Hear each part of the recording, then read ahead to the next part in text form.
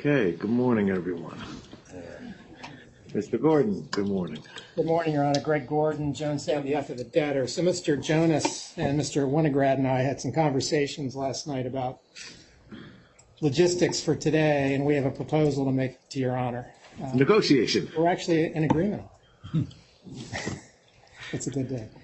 So what we thought made sense was to put the MDL experts together, and then have the financial experts after that. So what we've agreed to, with subject to Your Honor's approval, is to go with witnesses in the order of Rave, Ferguson, and then we'll go to our witness Birnbaum and Mullen, but Mullen just on the MDL piece of his report, and then we would come back in the afternoon and then do Burrian, Mullen on his financial analysis, and then Bell.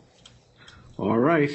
So you get the topics. I think it makes sense. It's a lot on our plate. It is. All right. Then with whom are we starting? I should also make an introduction, Your Honor. We have another new team member to my left here, which is Bridget O'Connor. She is a partner in our Washington, D.C. office. Oh, welcome. Welcome aboard. Good morning, Your Honor. Adam Silverstein of Otterberg, PC, for the Official Committee of Child Claimants. At this time, we call Professor Theodore Rave as an expert witness to the stand. Professor Rave. And Your Honor, as Professor Rave settles on the stand, may we add to the court's binder collection? Absolutely. Professor, let me have you raise your right hand. Do you swear or affirm to tell the truth, the whole truth, and nothing but the truth under penalty of perjury? I do. Thank you. Please have a seat and give your name and address, business address for the record. My name is Theodore Rave. Business address is 727 East Dean Keaton Street, Austin, Texas.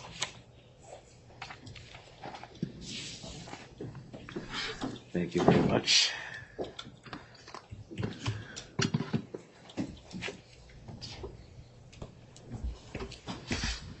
Recording in progress. Take that down a little. Good morning, Professor Rave. You have before you a binder with two tabs in it. Could you turn to tab 1, which contains exhibit 966? There we go. Yep. Could you tell the court what exhibit 966 is? Yes, this is the expert report I submitted in this case.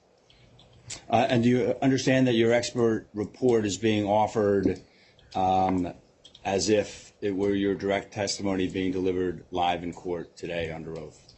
I do. Your Honor, at this time we offer into evidence exhibit 966. All right. Any objection? No objection.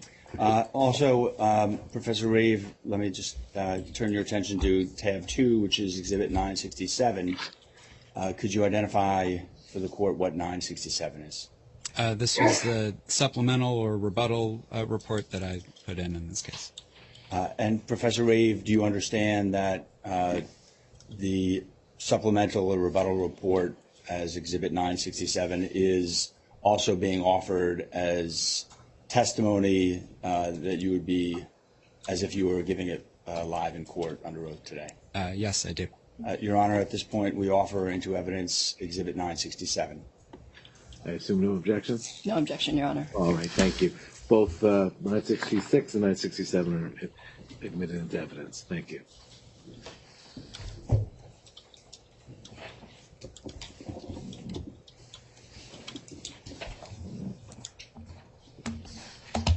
May I proceed? Absolutely.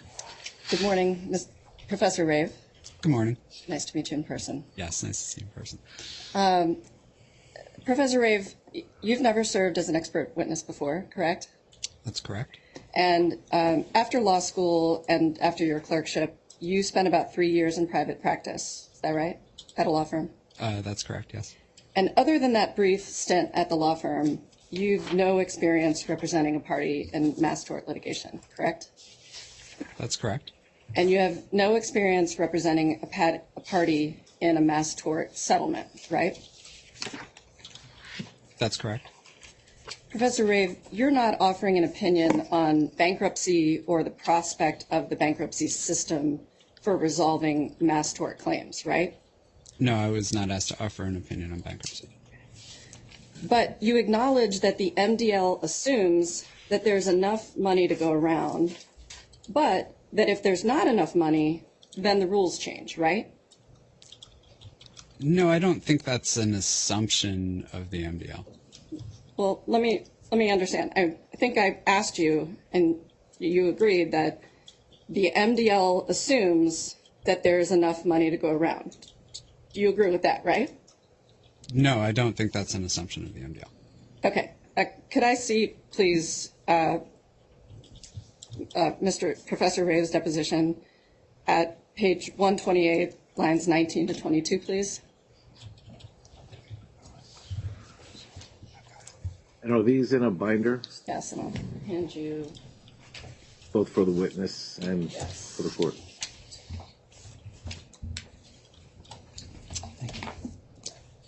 Have that third binder, please.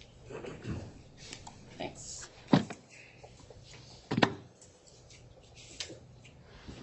Thank you.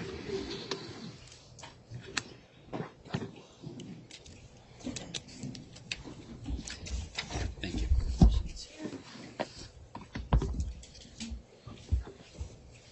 Okay. Again, that's at page 19, page 128, lines 19 to 22. Sorry, which, we're in the first tab here? 1 second. 128, you said? Yes. Okay, got it. And I asked you, what about the bankruptcy court's ability to bind potential opt-out claimants in order to achieve financial finality? Is that available in the MDL court? And you responded, as I said before, bankruptcy has lots of tools to assure mandatory treatment and to bind claimants involuntarily. In doing so, it disrupts their financial rights. MDL doesn't. Excuse me, Your Honor. MDL doesn't. I'm sorry, Ms. O'Connor misread the statement. I have it, thank you. MDL doesn't have those tools because MDL assumes that there is enough money to go around. Do you see that, Professor Rave? I do. Okay, do you remember agreeing that the MDL assumes that there is enough money to go around? I don't specifically remember it, but I'm certainly not going to dispute it. Okay, have you changed your understanding about whether the MDL assumes that there's enough money to go around? I don't think my understanding has changed. I think I was answering a question about assumptions of the bankruptcy system. I think very often MDL deals with cases where there is enough money to go around. If there's not enough money to go around in the MDL system, there are tools to deal with that. You could see a situation where you might have a limited fund class action, which could mandatorily bind claimants. Or at that point, maybe another system is available. So, Okay, and that system, when there is not enough money to go around, you agreed that the rules change, correct? when there's not enough money to go around, yes, then we're in a situation where traditionally equity has provided for equitable distribution. If there's not enough money to go around, you do things differently from when there is. Okay. All right, Professor Rave, you agree that latency and future claims complicate the resolution of any mass tort in any form, right? Yes. And in fact, you would agree with me that long latency period and number of people exposed are the biggest challenges for talc litigation, right? I think so, yes. In fact, you co-authored an article entitled A Hub and Spoke Model of Multi-District Litigation with Professor Francis McGovern that addressed this very topic, correct? It was one of the topics, yes. And in that article, you wrote, quote, but in mega mass torts, those involving multiple defendants and multiple products and activities over extended periods of time, for example, asbestos, silicone gel breast implants, opioids, comprehensive resolution has proven elusive, correct? I don't have it in front of me, but that sounds correct, yes. Right. You don't dispute that you wrote Certainly that, right? not. And you don't disagree with those words today, right? No, I do not. Okay. But in your work in this case, you did not consider the asbestos litigation as one of the comparison MDL cases that you discussed in either of your expert reports, correct? I don't think it's correct to say that I didn't consider it. Well, you didn't discuss it in the text, in the body of your report, in either of the reports, other than a cite and a footnote, right? I did discuss it in a footnote, but I think it's more, in terms of considering, yes, I considered it. It's part of the knowledge that I have about the mass tort system and MDLs. What I was asked to provide in this case was an expert opinion on tools that the MDL process has for resolving mass tort cases, and so asbestos was not one of the examples that I used for providing tools. Okay, so it was not one of the examples that you considered as the MDL tools, correct? Sorry, I considered it. It was not one of my examples of tools for providing resolution. Because a global resolution was not achieved in the asbestos cases, correct? That is correct. A global resolution was not achieved in the asbestos cases. The asbestos cases were ultimately resolved, but not through a global resolution. You also did not consider the Roundup cases in your initial expert report, correct? Again, I considered it as part of the general base of knowledge I have about mass torts and MDLs. I did not use Roundup as an example in my report. And you didn't discuss or address them in your report? I did not.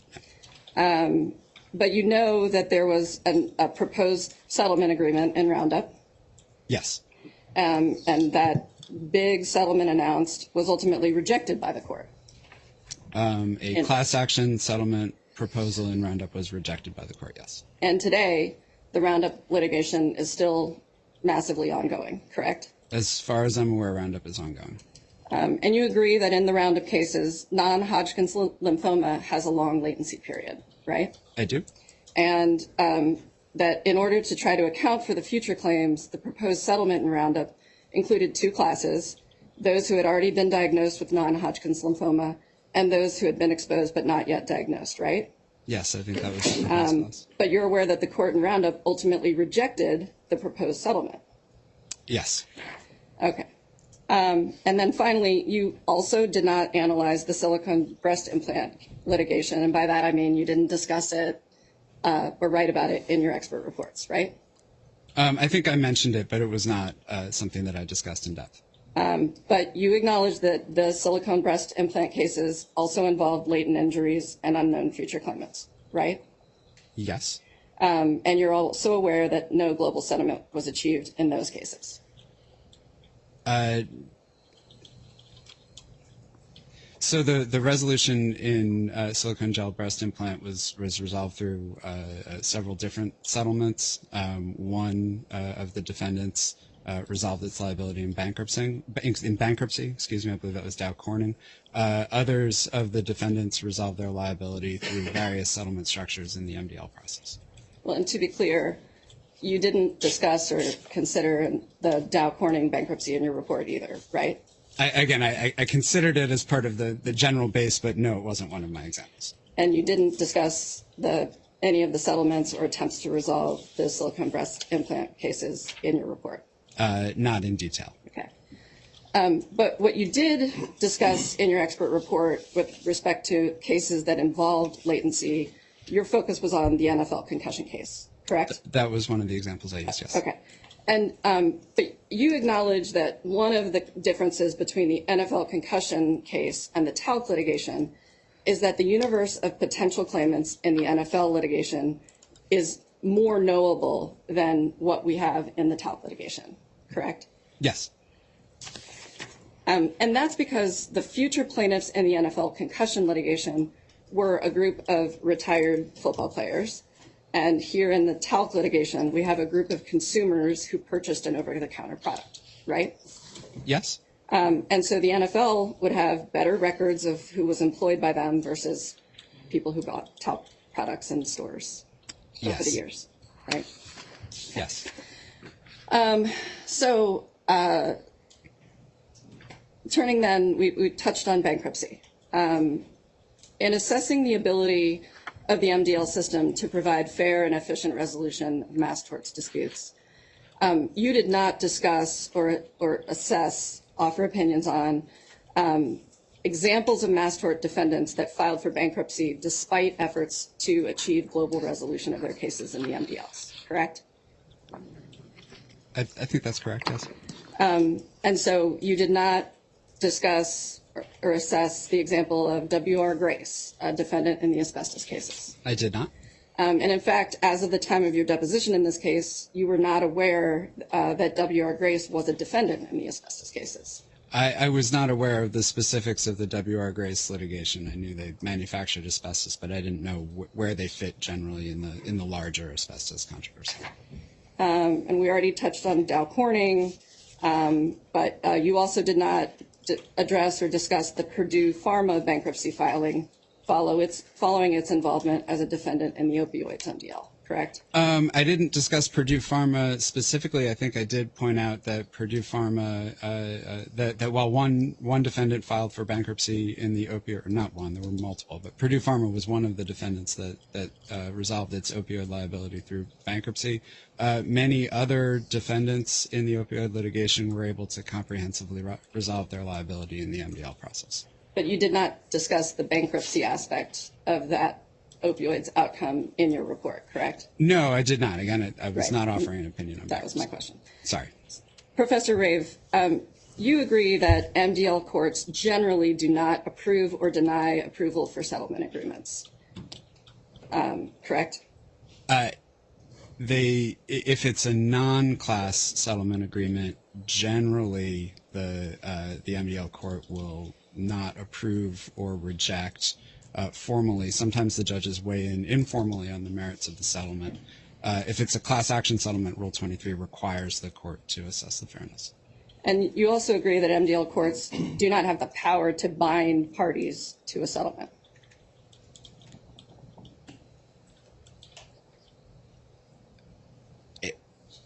If it's a class action settlement, if it were a mandatory class action settlement like a limited fund, they would have the power to bind parties. If it's an opt-out class, then they have the power to bind parties who don't opt out. If it's a non-class settlement, then it's an opt-in model, and they don't have the power to bind parties who do not opt in.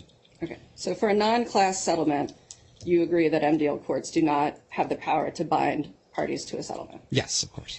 And whereas you're aware that bankruptcy courts, and you agree that bankruptcy courts can act in a mandatory manner. Yes. You also recognize that MDLs do not have the ability to bind all claimants beyond the scope of the MDL proceeding itself, other than federal parties, to any settlement that's achieved through the MDL process. So I want to be precise here. So the MDL, if parties who were not, if entities or individuals enter into a settlement and they were not parties in the federal MDL, but the settlement is negotiated in the MDL. No, that's not my question. Okay. So I'll stop you. Sorry, then I didn't understand. Right. Maybe So we've got the MDL proceeding itself. It has federal parties to that MDL proceeding. Yeah. If there's a settlement among those MDL parties, that the MDL court does not have the ability to bind other claimants outside that MDL proceeding to that settlement, correct? The settlement could bind the parties to the settlement. Many MDL settlements include parties who were not in the MDL proceeding. But the MDL, I think where you're going with this generally is the MDL judge doesn't have the power to reach out and bring everyone in. But if the settlement is broader than just the parties in the MDL, then the MDL judge would have the power to enforce that settlement, yes. Exactly. That was my question. And the MDL does not, in fact, have any procedural tools that require state courts to coordinate with the federal MDL, correct? Require, no. MDL judges frequently work cooperatively with state court judges. In fact, you've written law review articles on this very topic, right? I have indeed. And in an article entitled MDL in the States, you detailed that roughly half of the states do not have a corollary procedure to the federal MDL mechanism, correct? That is correct, yes. So, Professor Rave, you agree that the bankruptcy court, unlike the MDL court, can bind all claimants, right? Yes, I think so. Okay. Thank you, Professor Rave. That's all I have. Thanks.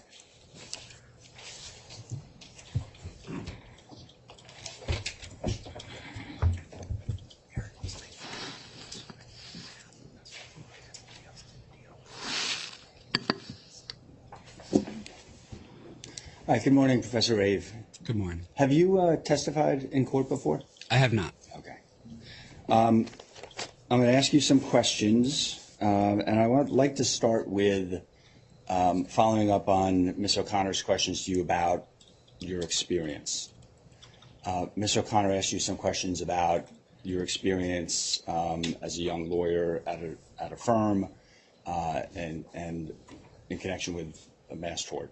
Could you just take a minute to describe your background to the court? Sure. So I graduated law school in 2006 and clerked for 2 federal judges, and then worked at a law firm. The one you're referring to, I think, is Jones Day. I was a lawyer at Jones Day for about 3 years in the appellate practice. I did very little work in mass torts, some, but not much, and I certainly didn't negotiate any settlements. Then I did a fellowship at NYU School of Law. And went into teaching, and for 8 years I was a professor at the University of Houston Law Center. The last 2 years I've been a professor at the University of Texas, and I've spent the past decade studying and teaching and writing about complex litigation, specifically multi-district litigation and mass tort litigation. Have you been sitting in court during this trial? I have, yes, except for the end of yesterday. Did you hear Judge Kaplan's concerns or questions about having a live testimony over a policy debate between the MDL system and the bankruptcy system? I did, yes. Are you offering any opinions on a policy debate between the MDL system and the bankruptcy system? I don't think I am. I don't think we're having a policy debate. I was asked in this case to offer an opinion on the tools that the MDL system has for resolving mass tort cases. I never understood my job to be a comparative job. And do you have an opinion as to whether the tools in the MDL afford the parties in the talc litigation to achieve a fair and efficient and equitable resolution of the claims? I do. I think the tools are there in MDL, and MDL is extraordinarily flexible and has lots of different tools that the parties might use, and the tools are there to provide resolution. Yes.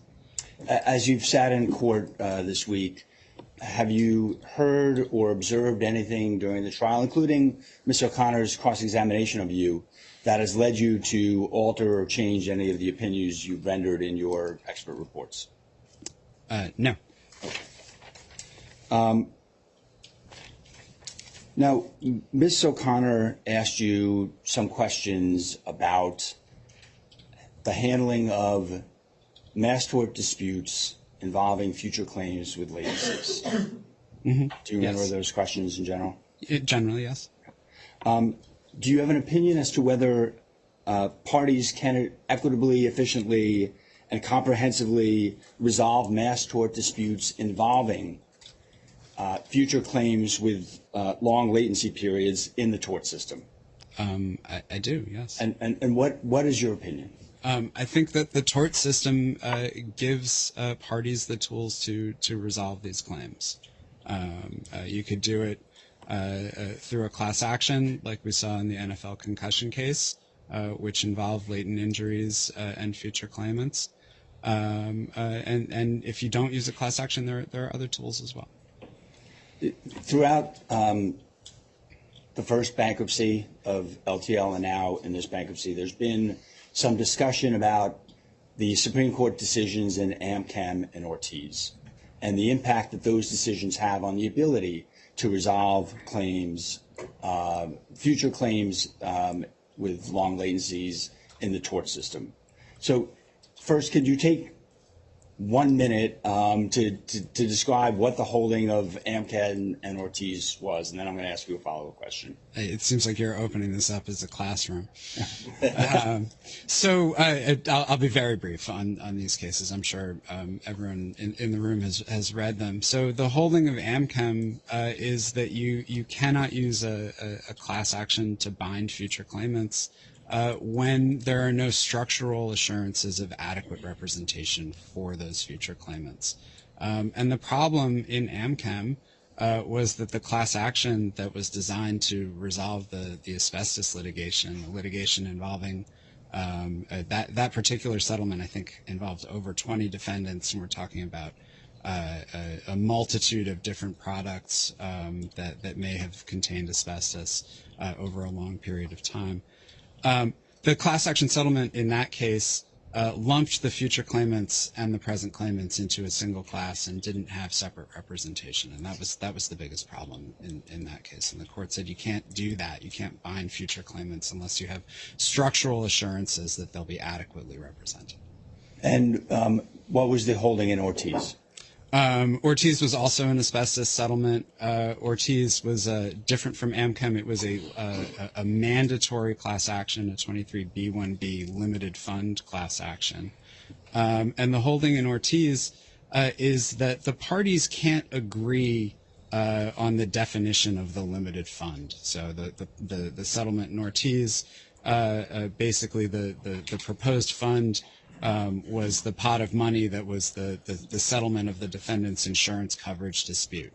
And the court held that when you're going to use a mandatory process like a B1, a 23B1B class action, the fund has to be actually limited, not limited by the agreement of the parties, and the defendant has to put all of its equity on the table. So that was the biggest problem in Ortiz. Also, it also had a subclassing problem as well. There was no structural assurances for adequate representation of future claimants.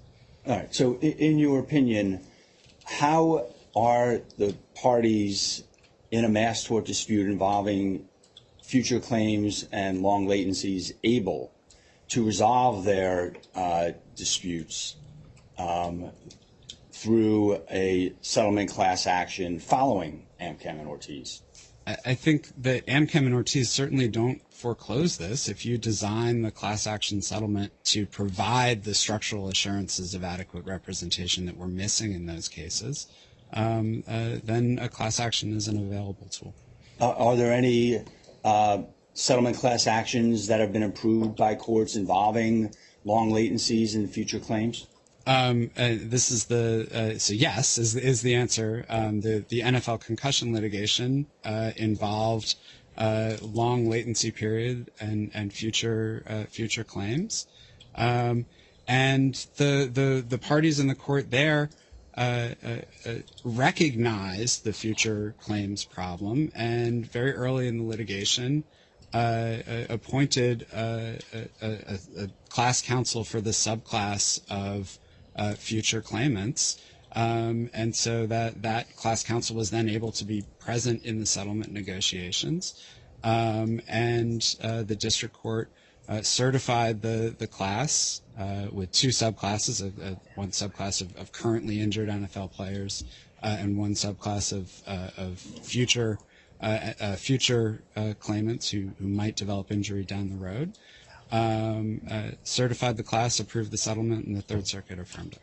Professor, I mean, just Sure, of course. Professor, can you describe a structural mechanism for future unidentifiable claimants? Again, the difference with the NFL. What would be an example of a structural mechanism to address future claimants who cannot be identified at this juncture? Yeah, so I think the structural mechanism is the same, right? You would have you would have a subclass for future claimants, and then that subclass would have separate representation, separate subclass counsel. The challenge with unidentifiable claimants, I don't think so much is a structural challenge. I think the challenge there is more a notice challenge. So how would that structural format address the concerns in AmChem? So I think it certainly addresses the concerns in AmChem, right? The biggest problem in AmChem is there was no one looking out for the futures, and so the deal looks like it's selling out the future claimants. So if you have that structure in place where you have someone whose job it is to represent the future claimants, and who actually has a financial incentive to do so, right? So the attorney fee award for the future subclass counsel is going to be based on the recovery of the futures. It addresses that, right? There's still the notice challenge. The notice is a separate challenge. I don't think notice is an insurmountable challenge. We have lots and lots of class actions where it's hard to identify the class of people that you're giving notice to. So, like, think of your sort of ordinary consumer class action or your ordinary antitrust class action. You have a class of people that are very difficult to identify, right? It's not like you have a list of names that you can just mail to. And there are lots and lots of notice programs that are designed to get at that problem. So you do a multimedia kind of notice. You would do print ads and TV ads and internet advertising over a long period of time to make sure that the message is getting out there. An additional challenge, I think, in AmChem and Ortiz, well, not Ortiz because that was mandatory, but in AmChem, an additional challenge was that when you're talking about the presence of this, when you're talking about asbestos was in hundreds of different products, and people didn't know whether they were ever exposed to asbestos. The difference here, we're talking about a consumer product that people know if they've used or not used. So if you put out a notice that said, have you used Johnson's baby powder, that's going to get people's attention in a way that have you been exposed to asbestos isn't going to get their attention. Thank you. And Your Honor, can I follow up on that? Because you anticipated what I was going to ask Professor Rabe. So look, can we turn to Roundup? Because Roundup is an action where the court rejected a settlement class action involving a large class of unidentified future claimants. Does Roundup foreclose a settlement class action involving a large class of unidentified claimants? No, I don't think it does. And why is that? Well, I think the biggest problem in Roundup was not the way the class was structured. The biggest problem in Roundup was that the judge thought it was a bad deal. The judge thought that it didn't provide enough money for future claimants, and Roundup involved a latency period for non-Hodgkin's lymphoma that was, I don't know exactly, more than a decade, a long latency period. The proposed settlement in Roundup involved a medical monitoring program that was going to last for, I think, 4 years, and a compensation fund that was going to last for 4 years. And the judge thought that didn't provide nearly enough protection for future claimants because they might not get sick for 10 to 15 years, but they only have 4 years of medical monitoring and 4 years to make a claim. So I think the primary problem in Roundup was the substance of the settlement, not the use of a class action in any future case. But didn't the court in Roundup comment on the challenges of providing notice to a large unidentified class of future claimants? Yes. So again, notice. Right, we're back to the notice issue. Notice is a challenge in these cases, and the court in Roundup acknowledged that. But again, I think the biggest problem in Roundup were the specifics of the notice. So the notice in Roundup said something like, exposed to weed killers, you may be entitled to compensation. If you have non-Hodgkin's lymphoma, you may be entitled to up to some large settlement amount. And the judge said that notice is not well designed to reach the people who've been exposed and don't know of their risk. And the judge, was quite clear in the transcript of the argument, which he incorporates by reference into his decision, that he's not saying that you could never use a class action for a case like this. This particular class action settlement wasn't good, and the notice wasn't good. A notice that said something more like, exposed to weed killers, you could get cancer, this settlement could affect your rights, would do a lot more to get the attention of the unidentifiable class of people. A couple of more follow-ups on the subject of settlement class actions, then I want to switch the subject. Were you in court when Mr. Murdica testified yesterday that, in his view, bankruptcy is the only form in which a fiduciary can be appointed to represent the interests of future claimants? I was in court then, yes. And do you agree with that assessment by Mr. Murdica? No, I don't agree with that assessment. And why is that? As I think I mentioned to Judge Kaplan earlier, if in a class action, you would have a future claimant subclass, and that future claimant subclass would have a separate class counsel appointed to represent that future claimant subclass. That class counsel would have a fiduciary obligation to represent the interests of the future claimants. And beyond just the fiduciary obligation, would also have an economic incentive to do a good job representing the future class, because the award of attorney's fees is going to depend on how well the future class does.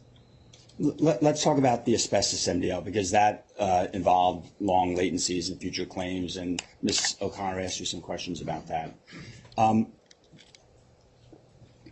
Does the activity or lack of activity in the asbestos MDL change any of your opinions that the MDL has the tools available to it to resolve the TAL claims?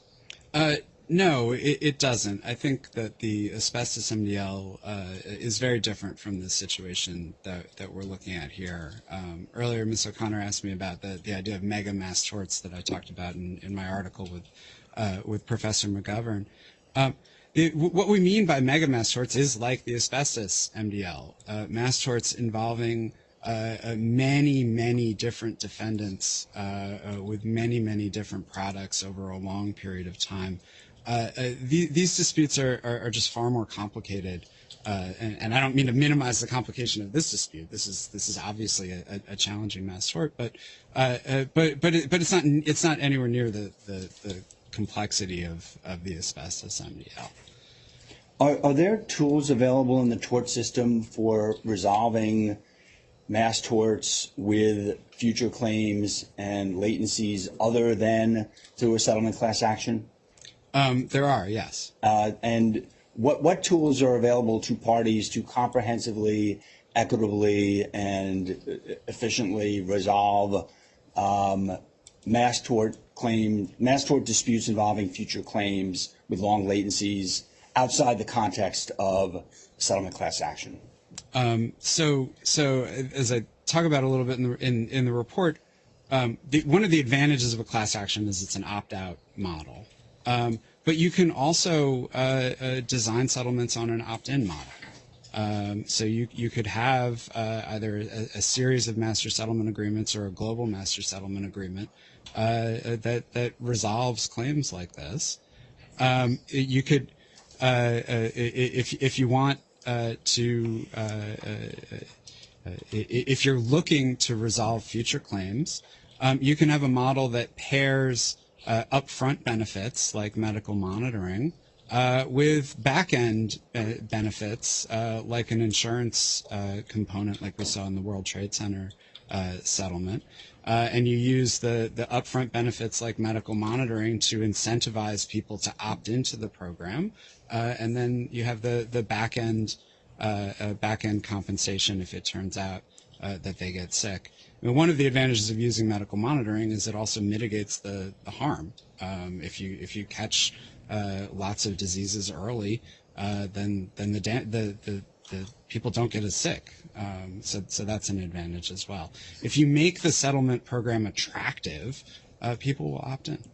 Are there any other tools available besides a World Trade Trust-like model? Sure. One of the advantages of the MDL system is its flexibility. There are lots and lots of different ways that you could structure these sorts of settlements, and you don't have to do it all in one transaction. You can use multiple tools at the same time, and there are ways that you can set this up.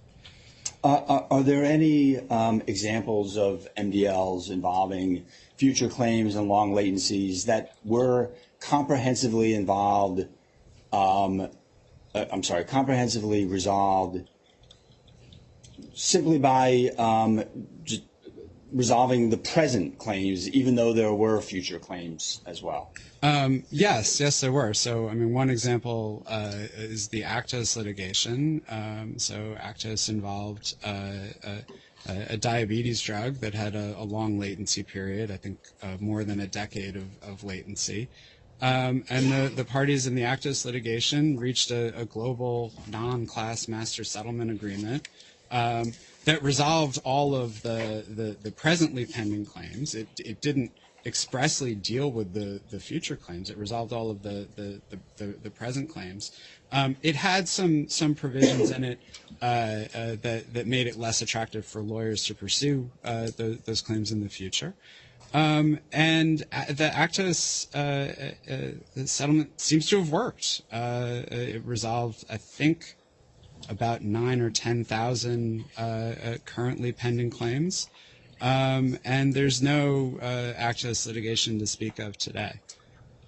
Okay, a couple of more questions and then I'll conclude. Ms. O'Connor asked you about examples of companies that filed for bankruptcy after being defendants in an MDL. And there are examples of that, right? You were asked about that. Certainly, yes. And Ms. O'Connor asked you about W.R. Grace, Dow Corning, Purdue Pharma as examples.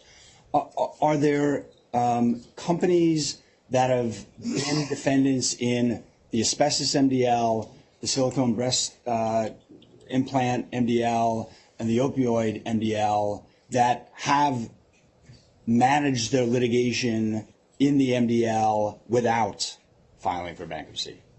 Yes, in each of those cases, some of the defendants used bankruptcy to resolve their liability, while other defendants involved in the same litigation did not. They resolved their liability through the MDL system. You know, we've talked a lot about asbestos. Asbestos is a very complicated MDL, complicated mass tort. It's bigger than just the MDL. Bankruptcy didn't resolve asbestos either, even after many of the companies filed for bankruptcy. There was still ongoing asbestos litigation in the MDL. And I think I want to get the dates right, I think as of 2009, when Judge Rubino took over the asbestos MDL, I think there was something on the order of 185,000 cases still pending in the asbestos MDL. And Judge Rubino looked at it and said, well, it seems like we're not going to have a global settlement here, and so we're just going to move forward with the litigation. And he started simplifying cases and setting them on schedules towards remand. And within, I think, about 3 years, he successfully resolved the vast majority of those 185,000 claims. There was something on the order of 750 remands to transferor courts. Nowhere, I don't know the exact number, but nowhere near 750 of those went to trial. And today, that MDL is closed. There's no ongoing asbestos MDL. And what's the percentage of MDL cases that are resolved in the MDL court without being remanded? remanded? It's more than 97% of cases that have been transferred into an MDL are resolved in the MDL district. So either by dismissal or motion, or quite often by settlement. Something less than 3% are ever remanded to the transferor courts. Okay, one last question. Ms. O'Connor showed you your deposition testimony from earlier this month and asked you questions about whether the MDL assumes that there's enough money to go around. And I know you gave an answer to that, but could you elaborate on when the tools of when bankruptcy is appropriate following an MDL, as you've in your opinion, as you've seen it? Yeah, and I don't claim expertise on bankruptcy, but as I understand it, bankruptcy and I'm not doing a comparison, right? I didn't view my role in this as participating in a policy debate. I have no doubt that bankruptcy also has powerful tools for resolving claims. One of the things that makes those tools so powerful is that they can alter or modify or infringe the fundamental rights of litigants. And my understanding is you only get to do that when there's not enough money to go around. Your Honor, I have no further questions. Thank you, Professor Ray. All right. Before Ms. O'Connor, let me just ask another question. When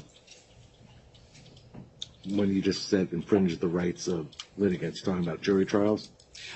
So I'm talking. So maybe infringe isn't right. I mean, Because I was struck by the fact that you said at the end only 3% actually go to trial, or at least are remanded back, and even those settle. So we're not talking about a significant. So I think it's more than just trial, right? It's the right to decide what to do with your case, and so you have the right in the tort system to go to jury trial, and very often that's not going to be the best use of your right. Right, settlement is going to be better for everyone involved, and you have the right to choose whether to settle or to press forward with your claim.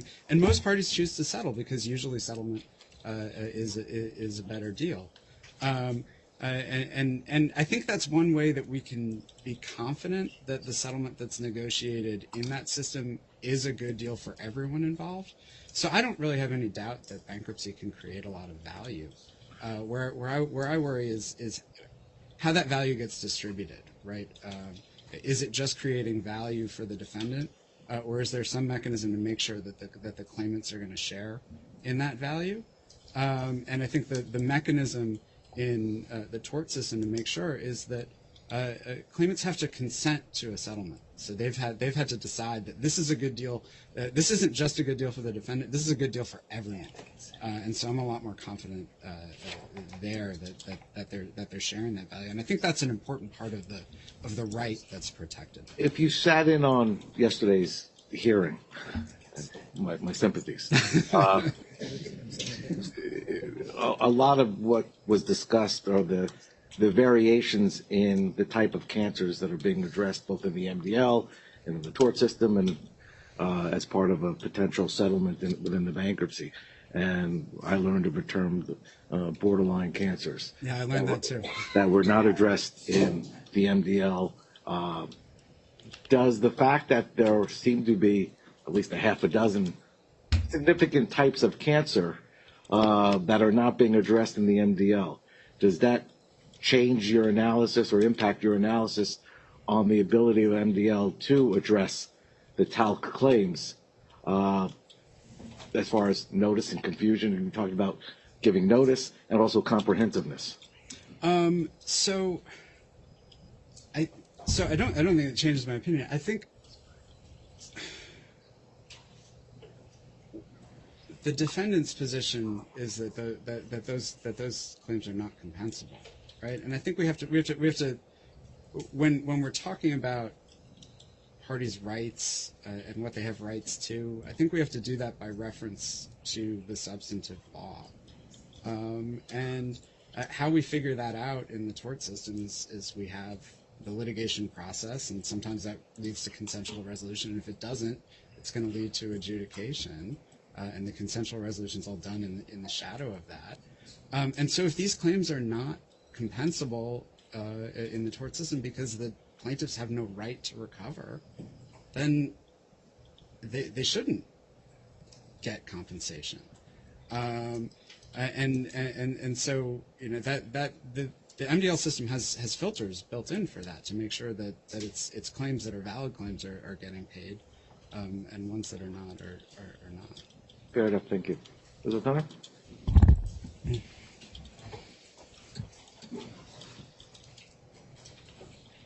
Yes, Your Honor. I'm not going to say I have just one question. Some redirect. And you were just talking about the points of settlement being, in the MDL context, being consensual. I want to follow up on that. With respect to, well, let me start here. Your assertion is that it's still possible to resolve the talc litigation through a class action settlement, through a class settlement in the MDL process, correct? Yes. But you have not provided, other than the NFL concussion case, which does not involve unknown future claimants, you have not provided any example of where this has been done post Amchem or Ortiz. I mean, I think the NFL is a pretty big example, but I haven't provided another example. No. Right. It's a pretty big, it's an example that has a key difference insofar as the future claimants are known in that case, correct? So yes, we have lots and lots of class actions that deal with that other problem. I think we have two different problems here, right? My question is, have you provided an example of a case post Amchem or Ortiz where there are unknown future claimants and that has settled through a class settlement? Unknown future claimants with latent injuries. Correct. No, I don't have another example. Okay. Now, when it comes to the, Your Honor's key question focusing on the ability to provide notice to these unknown future claimants, you concede that there is no way to provide notice to plaintiffs who have yet to manifest their disease at this point, correct? No. Well, your suggestion is that you can run commercials, correct? You could do a big multimedia notice campaign, yes. And so is it your suggestion then that you would then run the commercials or the advertisements every year for decades going forward? That could be. No, you wouldn't have to do that. You do it up to the opt-out date. Well, so for those individuals who don't know that they could or would be injured at the time of seeing those advertisements, those are unknown future claimants where there's latent injuries, they wouldn't be aware of those injuries, correct? They would know whether they use talc, and that would be what the notice would be targeted at. They wouldn't know yet whether they're injured or not. So under your proposal, you would not achieve finality in the near term, correct? No, I don't think that's correct. If we're talking about a class action, it would. You could do an opt-out class action, and then you would have a program to hand out money over an ongoing period of time. You'd hand out money over an ongoing period of time. It wouldn't be any different from a bankruptcy trust, right? The bankruptcy trust isn't going to hand out money to everyone tomorrow. It's going to hand out money to people when they get sick. Based on submitting claims prior to an opt-out deadline, according to your suggestion here today. This is not laid out in your report, correct? And you're not a bankruptcy expert, correct? No, I'm not a bankruptcy expert, but let's talk about the class action. So it would be, you would have there would be an opt-out date, and if you didn't opt out by that date, then your claims would be channeled into the settlement. and you would submit a claim form when you got sick.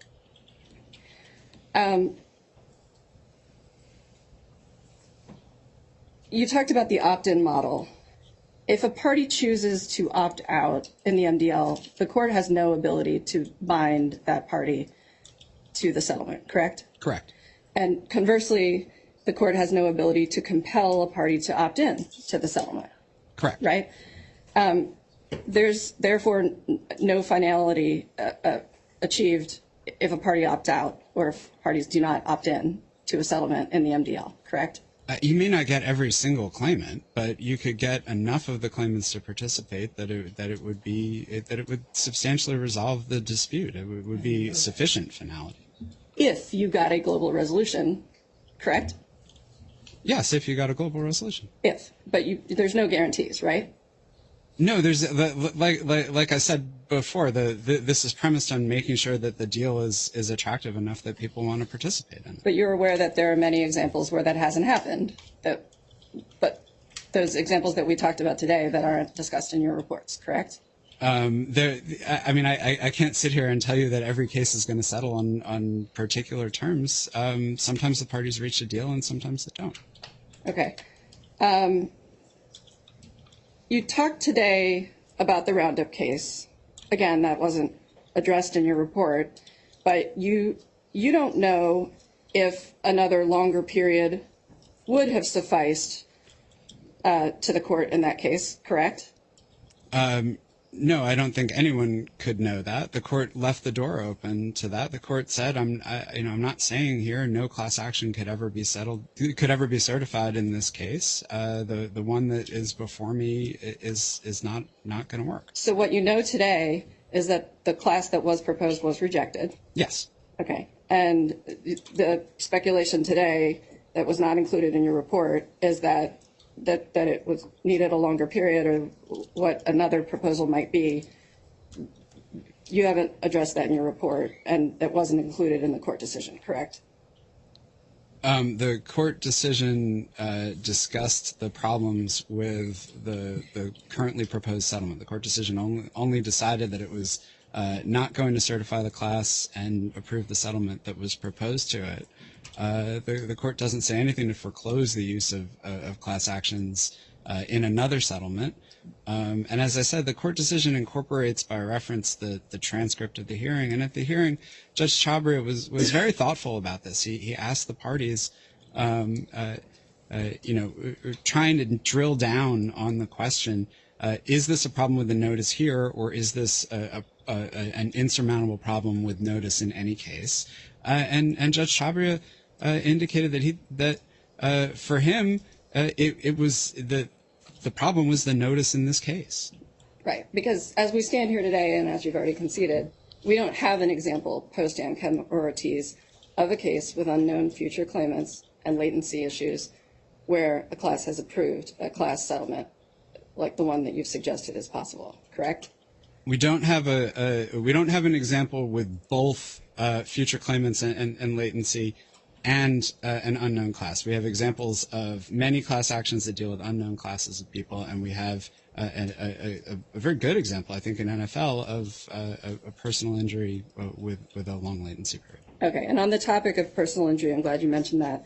The opioid settlements that you mentioned, those did not resolve product liability claims, correct? They were not personal injury claims. These were primarily nuisance claims. Well, there were a lot of causes of action, but they were not the kind of product liability claim we're talking about here. Those settlements were actually with states, municipalities, other subdivisions for abatement relief and claims of that nature, correct? For the most part, yes. Yeah, and those claims also did not have future claims issues, correct? I don't think I would characterize it that way. There was a future claims problem there. There was not a latency problem, but one of the big concerns in opioids was if you settle with some municipalities, other municipalities may bring claims in the future. And so the opioid settlements were designed to disincentivize other lawyers from taking on the claims of other municipalities in the future.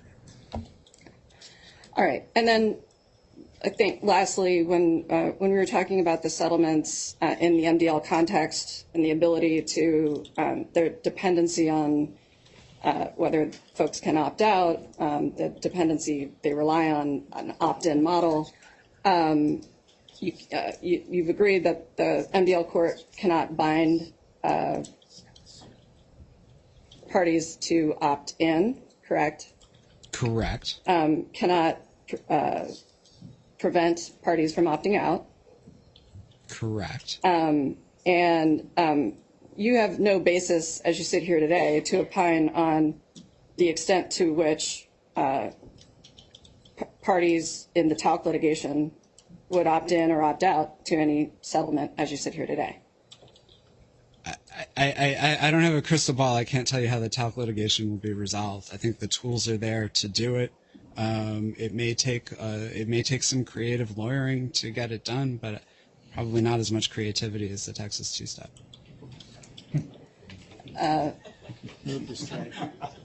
Sustained, even if without it. Thank you, Professor. No further questions, Your Honor. Thank you, Professor, for your time today. Thank you, Judge.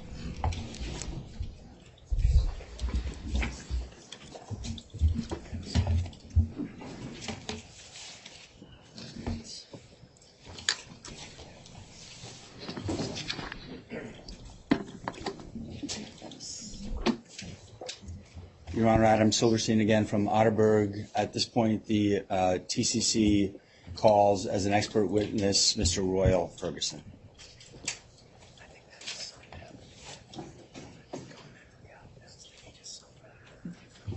Good morning, Judge. How are you? Your Honor, again, should we wait for the witness to swear in before we hand out the additional binders? You get your binders ready, I'll swear them in. Do you swear or affirm to tell the truth, the whole truth, and nothing but the truth under penalty of perjury? I do, sir. Thank you. Judge, have a seat.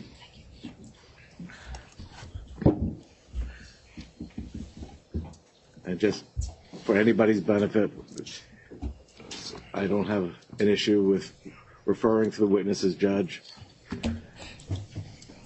I'm going to try at Mr. Ferguson's request to refer to him as Mr. Ferguson. Well, I then- may slip. It's not easy. However you're comfortable. Thank you, sir.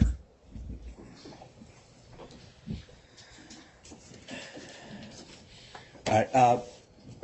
Mr. Ferguson, good morning. You have in front of you a binder with one tab, and behind that tab is Exhibit 980. Would you please identify for the court what Exhibit 980 is? It's my expert report. And do you understand that your expert report is being offered in court today as if it were your live testimony on direct under oath? I do. Your Honor, at this point, we offer into evidence Exhibit 980. Any objection? No objection. All right. It will be admitted. Thank you.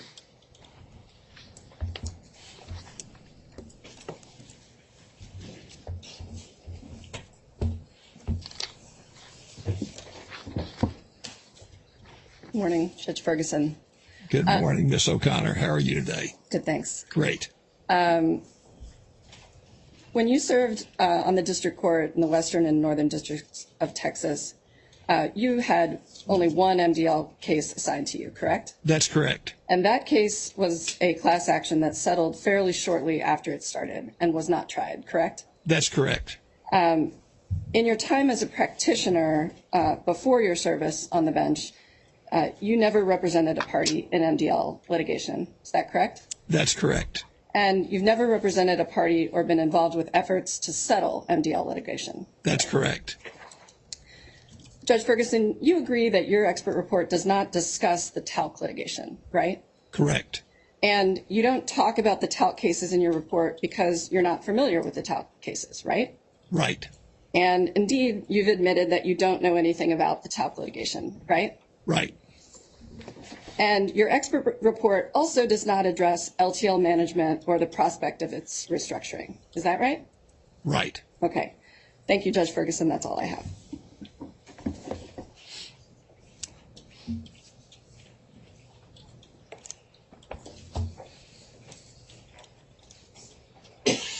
Good morning again, Mr. Ferguson. Good morning. Why did you not address the talc litigation in your expert report? I wasn't asked to do so. And what were you asked to do? I was asked to talk about the MDL process under the statute 28 U.S. Code Section 1407. Could you briefly describe your background and your source of knowledge for giving opinions on the MDL system under Section 1407? Well, I grew up in Lubbock, Texas, went to Texas Tech, had to deal with the draft, so I was a ROTC grad, went to law school in Austin.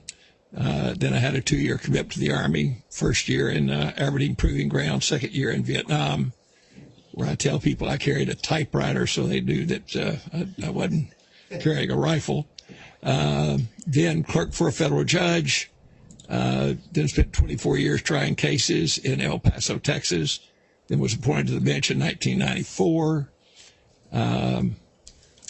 In 2008, I became a member of the Judicial Panel for Multi-District Litigation, retired from the bench in 2013, and in an interesting move, I became a dean of the newest public law school in Texas. I did that for 5 years. We got provisional accreditation, and then I retired, and now I practice law with my wife. Were you asked to offer an opinion, and do you offer an opinion on a policy debate as to which court, bankruptcy or courts in the tort system, are superior for resolving mass tort disputes?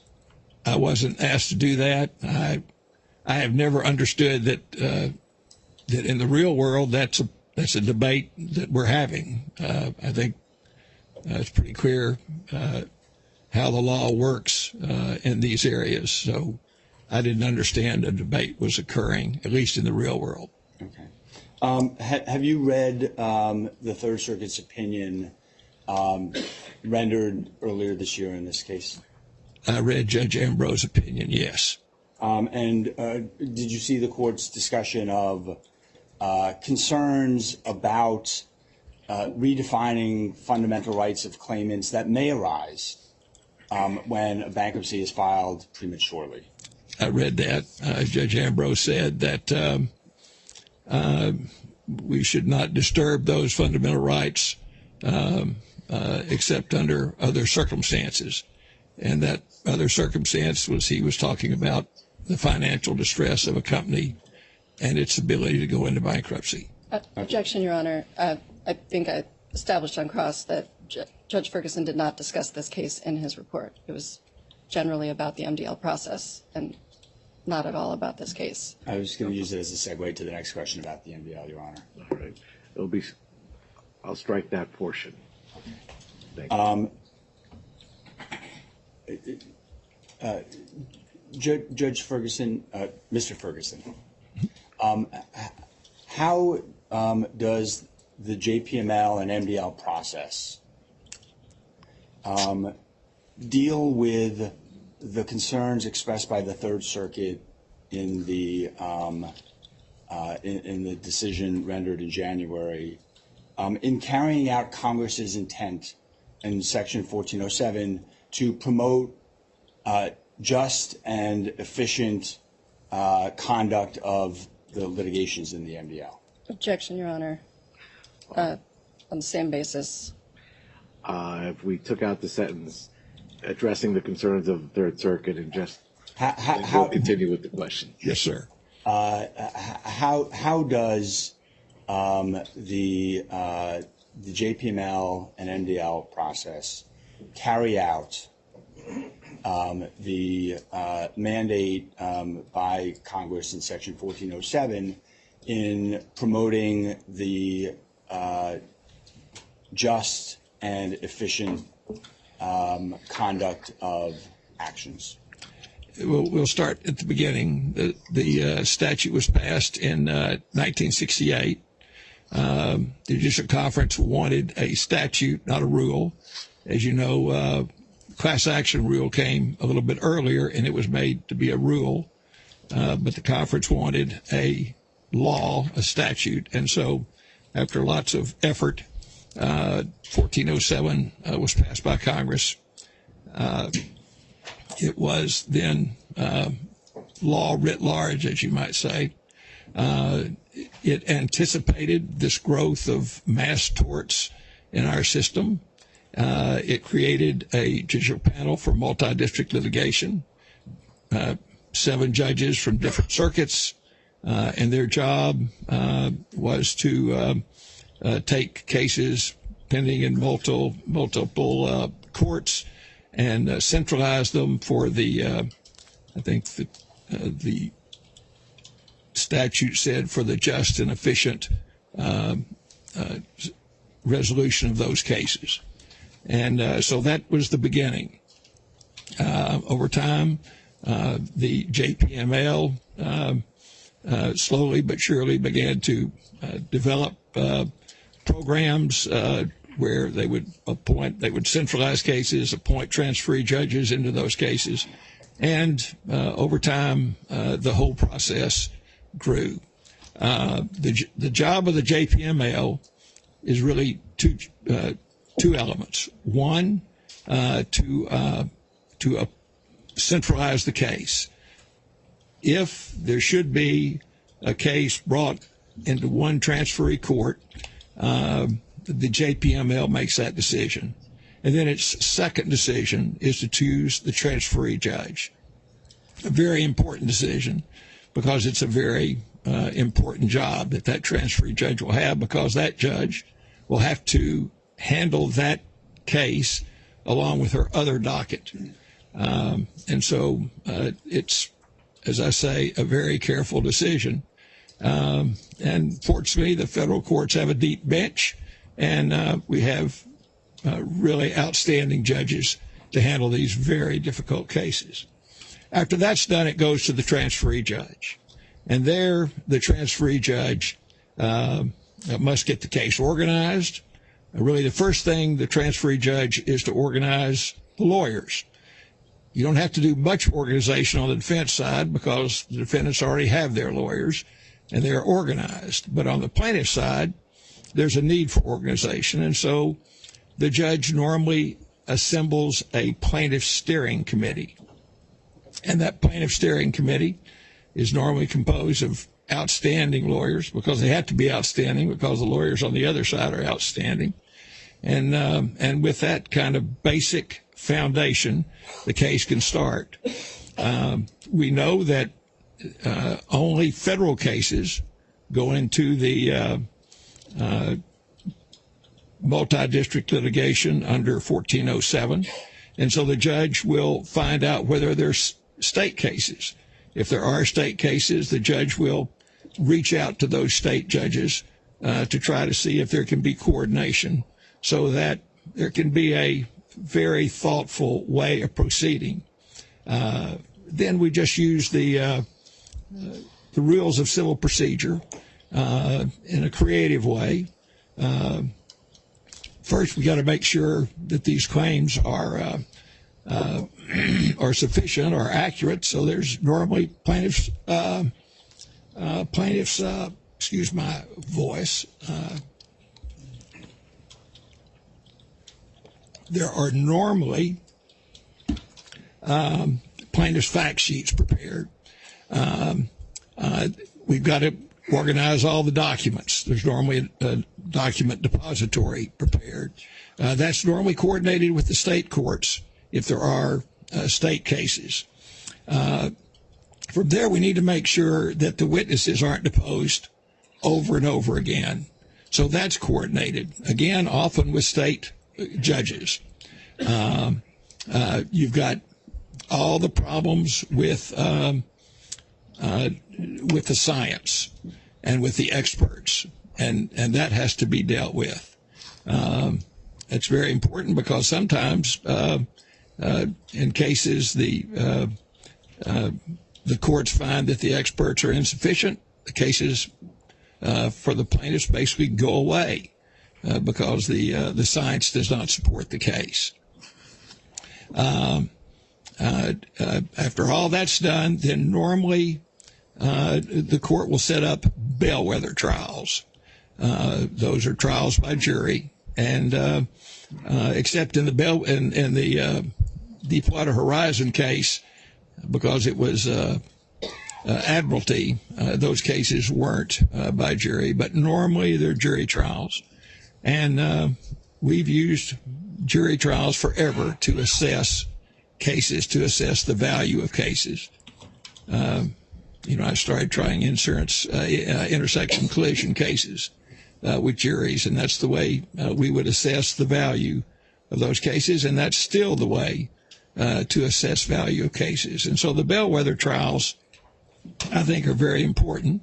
They're also important because it implicates the Seventh Amendment, and the Seventh Amendment, of course, is fundamental to the way that we make sure there is the just resolution of cases. And then from there, the parties began the settlement process. When I was serving on the judicial panel for multi-district litigation, we really never thought much about settlement. We thought about getting the cases organized under a transferee judge. And we knew that cases almost always settle. There's almost some kind of resolution. And so the real concern we had was to make sure that organization occurred and that these cases were being handled in a fair and efficient way for the litigants. And Your Honor, I just wanted to mention that most of all of this is in his report, which has been submitted to Your Honor and admitted. My understanding was that was going to be the process. Then we had cross, and this would be redirect. So I just mentioned that for our time purposes. Yeah, I have one or two more questions. All right, well, let's proceed. Thank you. Thank you. Was the MDL process designed, and is it implemented as a plaintiff's process? Not at all. I mean, our system is built on fairness, beginning and ending, built on fairness. It's going to be fair to both sides. It's always, in my view, always fair to both sides. And there are many instances in the MDL process where defendants are dismissed, taken out of the case because there's not a cause of action really stated against them. Our system is fair to both sides, always. Your Honor, I have no further questions. Thank you. Any recross? No, Your Honor. Oh, Judge Ferguson, thank you for your time. Thank you, sir. All right. Wendy, how are you doing? You need a break? Take a 5-10 minute break. Who's next? Who will be Your here? Honor, we'll be calling Sheila Birnbaum. Okay. Thank you. Start up by 10:30. Thank you.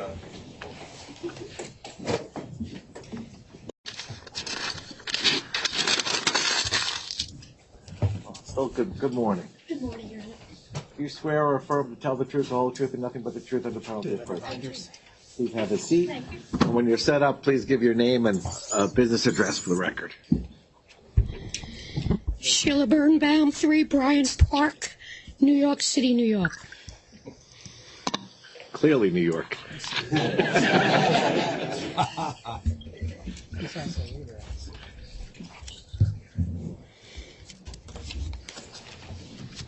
What has expert report deposition?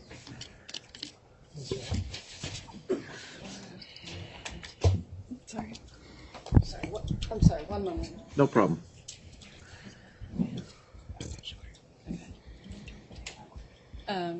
I'm just going to hand these out. I'm going to hand these out, but I'll...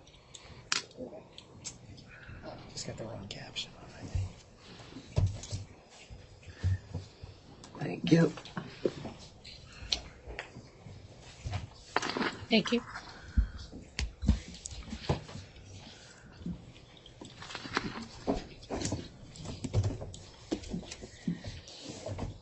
Good morning, Ms. Birnbaum. Still morning. Still morning. How are you? Very well, thanks. Did you submit a rebuttal expert report in this case? I did. And do you understand that by the parties' agreement, your rebuttal expert report is being offered into evidence in lieu of your live direct testimony? I do. And do you have a copy of your rebuttal expert report there in front of you? I do. And would you please confirm that the document you're holding is indeed your rebuttal expert report? It is. Does that rebuttal expert report contain the opinions you intend to offer in this case, as if you presented those opinions live during your testimony here in the courtroom today? Yes. Would you please read for the record the exhibit sticker on the first page of the rebuttal expert report? D68. All right. Thank you, Ms. Birnbaum. Your Honor, at this point, we offer Ms. Sheila Birnbaum's rebuttal expert report marked as exhibit D68 into the record. All right. No objection from the TCC. Thank you. Then D68 is admitted. Your Honor, with apologies to the environment in advance, can we hand out some additional binders?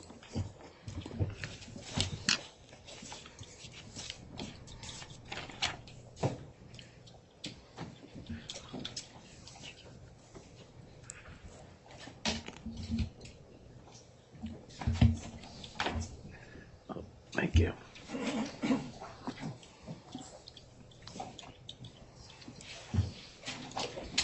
Thank you.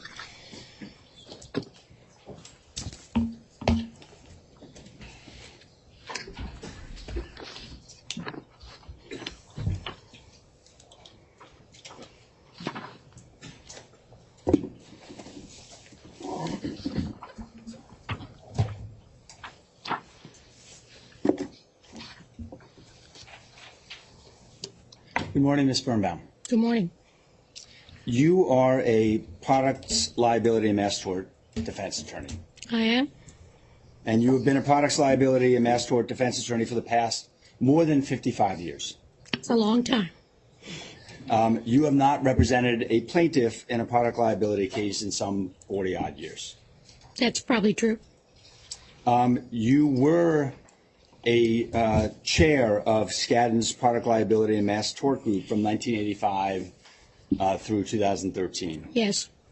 For nearly 30 years. Yes. You were co-chair of Quinn Emanuel's global product liability and mass tort practice from 2013 through 2018. Yes. And since 2018, you have been co-chair of Deckard's product liability and mass tort practice. Yes. And because of your decades of experience with products liability and mass tort defense, you have been called the queen of toxic torts. Some mass tort people have called me that. Johnson & Johnson is a client of your law firm, Deckard. From time to time, yes. Well, Kimberly Branscombe, one of your co-chairs of the products liability and mass tort practice at Deckard, has tried talcum powder cases on behalf of Johnson & Johnson, true? Before she was a partner at Deckard, when she was at Kirkland. And she's that. Is it your testimony that she no longer represents Johnson & Johnson? No, I didn't say that. Okay. So she represents Johnson & Johnson currently, and prior to the 2021 bankruptcy filing, she had tried talc cases on behalf of Johnson & Johnson, true? I don't know how many talc. I think she tried one case, but I'm not sure. I have no idea. And Deckard touts on its website the fact that Ms. Branscombe and her team have achieved defense verdicts in talc cases, true? I would assume so. Deckard's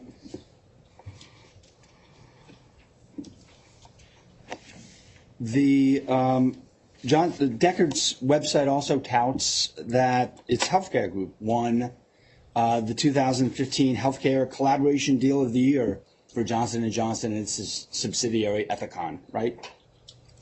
If it's there, then that's true. And we looked at that at your deposition. Yes, we did. Okay. And you don't dispute that that's on Deckard's website and that it's accurate? No. Okay.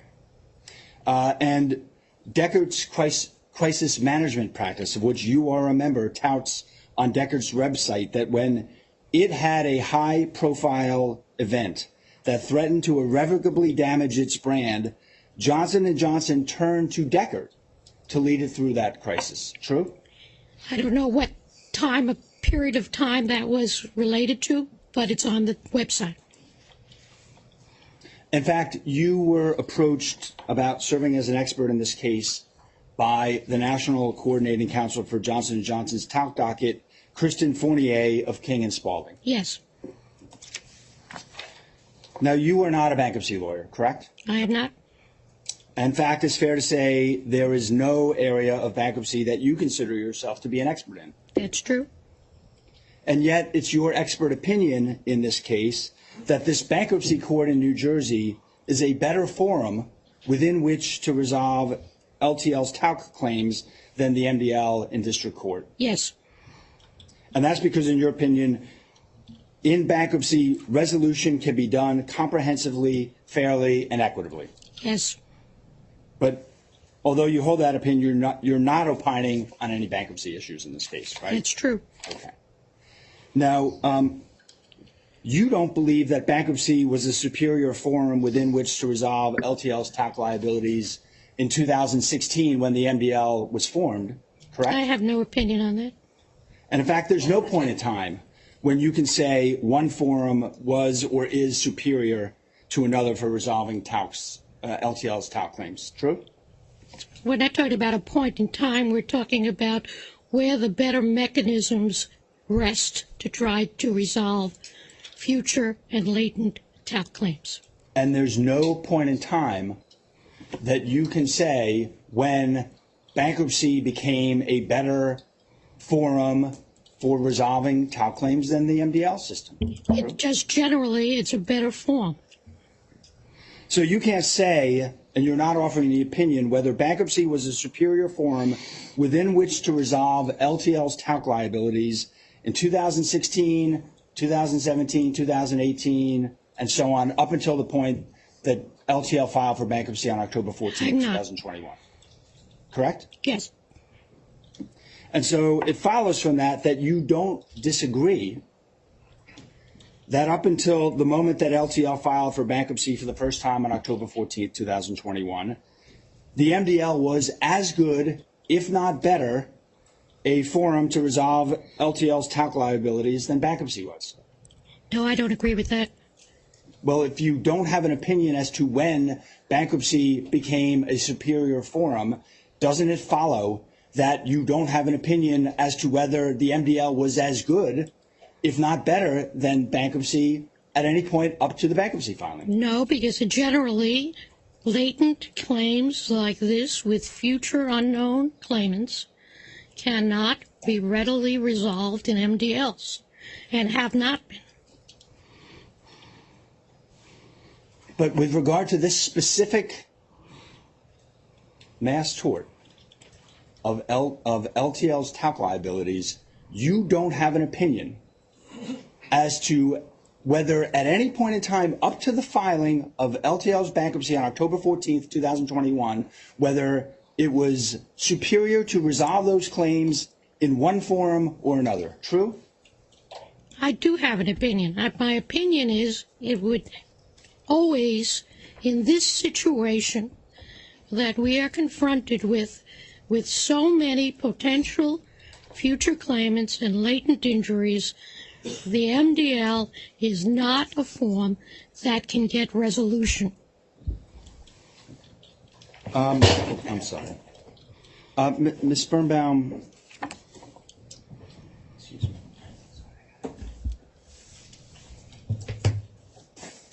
Ms. Birnbaum, in the black binder, in tab 1 is your deposition. Tab 1? Yes?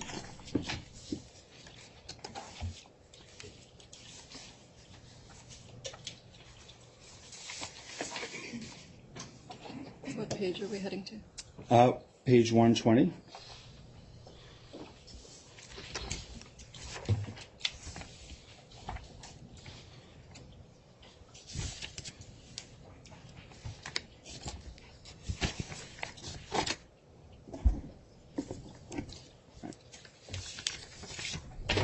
Yes?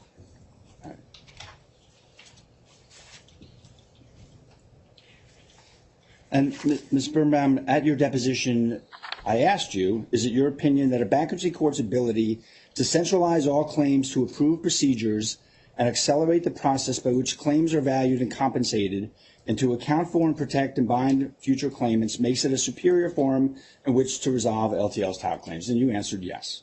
And then I asked, was bankruptcy a superior forum in which to resolve LTL's TAP claims in 2016 after the MDL was formed? You asked me to repeat the question, which I did, and you said probably not immediately, until there was lots more information. True? That's true. Okay. And at page 129, at line 11, I asked you. Just a second, can I get there, please?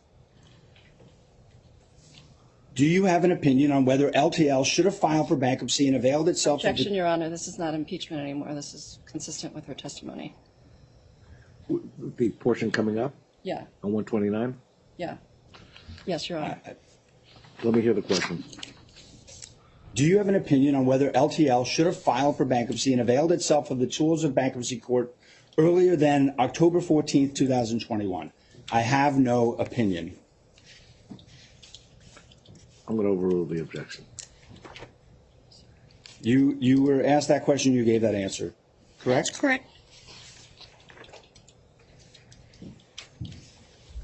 Now, Ms. Birnbaum, you agree that as far as Johnson & Johnson is concerned, had Johnson & Johnson won the Daubert motion in the MDL, precluding the plaintiff's causation experts, in that case, the MDL would have been the more efficient forum for Johnson & Johnson than bankruptcy. True?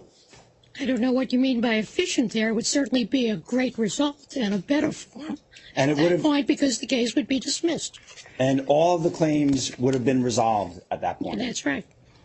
So in the case of a granting of the Daubert motion, MDL was the more efficient forum for J&J to resolve all of its liabilities. True?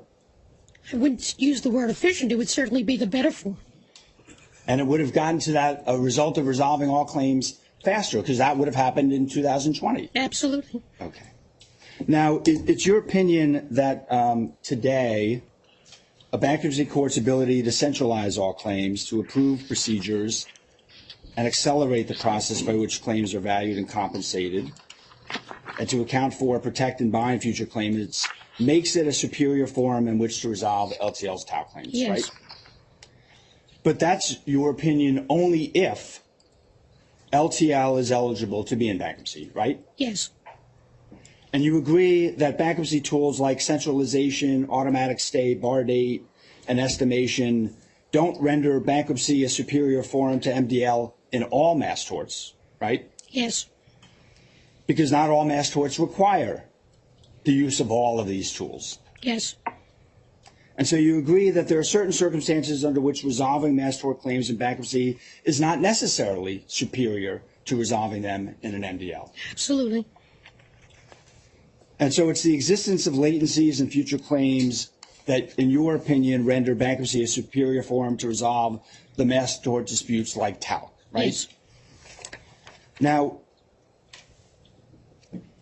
one of the principal reasons you believe bankruptcy is superior to the MDL process for resolving the talc claims is because bankruptcy can force all claimants into a settlement without opt-outs. True? Yes. And in other words, talc claimants can be bound by a resolution in bankruptcy whether they vote for it or not. Well, there had to be a vote. There would certainly have to be a vote in the bankruptcy to get a plan of reorganization. But claimants who don't vote or who oppose the plan can be bound by the resolution even if they disagree with it. That's one of the reasons why you believe bankruptcy is Yes. superior. And as to those claimants who are or who would be bound by a settlement in a bankruptcy that are not in favor of it, you did not take into account that their fundamental rights would be redefined in bankruptcy in that circumstance, did you? Every settlement redefines fundamental rights in the sense that people give up a right to continue the litigation and to try the cases. And now I'm talking about claimants who opposed the settlement. You did not take into account for those claimants who would oppose a resolution in bankruptcy, the fact that their fundamental rights in bankruptcy would be redefined in determining that bankruptcy is a superior form. True? I did consider that, yes. Well, you testified that. Objection. Okay, I'll withdraw it. The fact that claimants bound by a bankruptcy resolution who oppose that resolution are forfeiting their fundamental right to a jury trial merits no weight in your analysis because, in your words, the right to a jury trial is ephemeral. True? In most instances, the answer to that is yes. Most cases do not get tried in the civil system. Most cases do not get tried in the MDL system. And so there wasn't a lot of weight that you based on the fact that resolving talcum powder liabilities through this bankruptcy will impair claimants' right to prove to a jury of their peers injuries they claim to be caused by the talcum powder. True? True.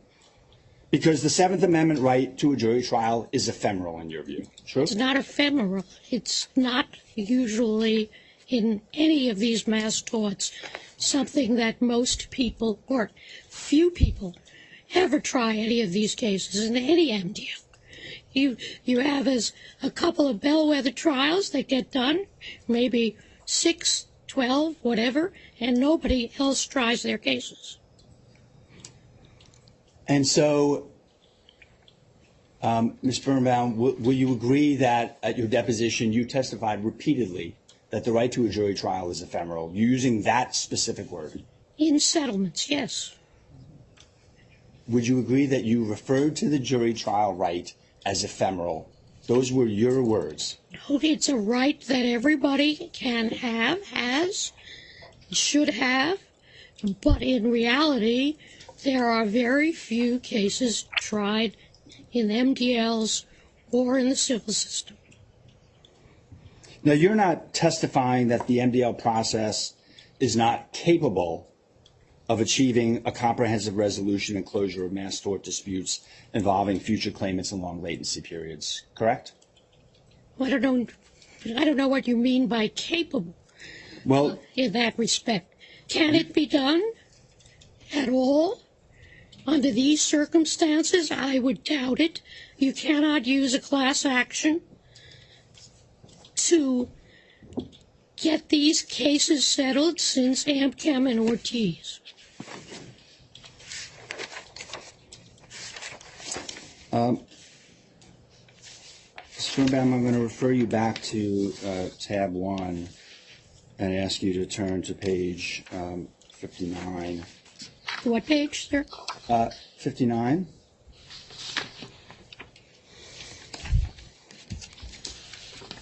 At line 24. Do you recall that I asked you, are MDLs capable of achieving comprehensive resolution and closure of mass tort disputes involving future claimants and long latency periods? Answer, I don't think you can describe it that way of MDLs as not capable. MDL is a process.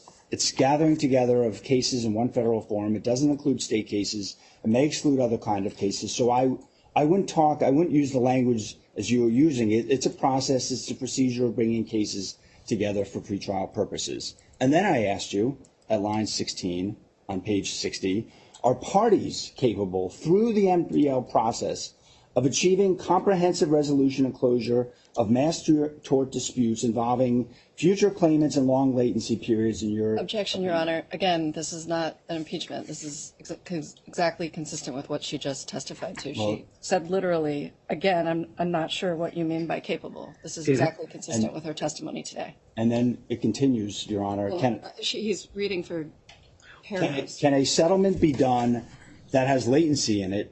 I answered yes. It could. It may be able to be done, but it has not been accomplished very well in the situations where it has come up since Amchem and Ortiz. Let me rule on the objection. There are many elements that are consistent with her testimony. The wording may be different. I'm just going to allow her to. I'm going to allow him to ask. To ask the question to clarify it. Ms. Birnbaum, when I asked you, are parties capable through the MDL process of achieving comprehensive resolution and closure of mass tort disputes involving future claimants and long latency periods, in your opinion, you answered, I'm not sure what you mean by capable, but then you went on to say, can a settlement be done that has latency in it? It could. It may be able to be done. But it has not been accomplished very well in the situations where it has come up since Amchem and Ortiz. That was your testimony then. It's my testimony then, it's my testimony now. Okay. So the parties are capable of achieving a comprehensive resolution in the MDL of a mass tort dispute involving long latencies and future claims. No, not since Amchem or Ortiz. There have been none. You cannot point to one class action settlement that has handled and resolved future claimants such as those here and latent injuries, and the only exception was NFL, which is a very different case. So when you testified that it could be done, but it's not done very well after Amchem and Ortiz, you were incorrect then? No. Okay. I'm saying the same thing. It can be done. It can be done, but not in light of Amchem and Ortiz. So it can't be done through a settlement class. There have been no settlement classes since Amchem or Ortiz since 1998 and 1999. If we could do it, we'd be doing it. Well, It's a lot easier to do a settlement class than after Amchem and Ortiz. Most academics and practitioners agreed that class action settlements in these types of situations of personal injury cases were the death knell. Then there have been none. Well, let me ask it this way, Ms. Birnbaum. Am I right that you are not testifying that bankruptcy is the only forum within which to resolve talcum powder liabilities? I am not. You are not. Bankruptcy is not the only forum within which to resolve the talcum powder liabilities, correct? Let me go back.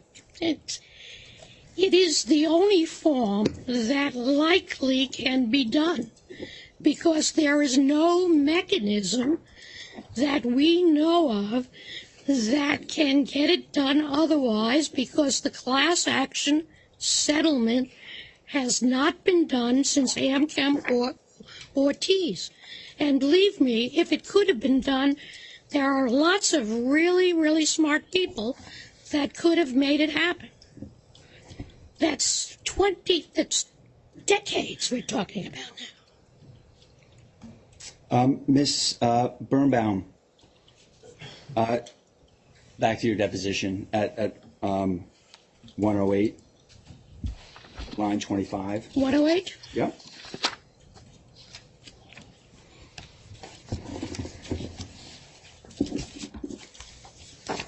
I apologize. 110. 110?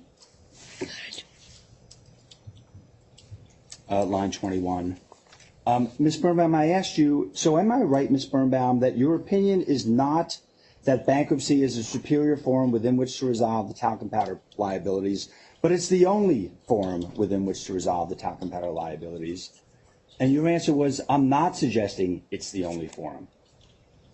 It's certainly the superior forum, but I haven't seen a case like that settled where it's such latency through the MDL, except for NFL, which, as I said, is very different. Your testimony is it's superior, but it's not the only forum within which to resolve these liabilities, correct? It's the superior form. Okay. That's your opinion, that it's the superior forum. But you would agree that it's not the only forum within which to resolve these liabilities. As I said before, there has been no cases that have settled these types of cases in the MDLs for the last decades. Well, let me ask this, Ms. Birnbaum. If this case is dismissed, you don't know how many trials will result in the tort I system. have no idea.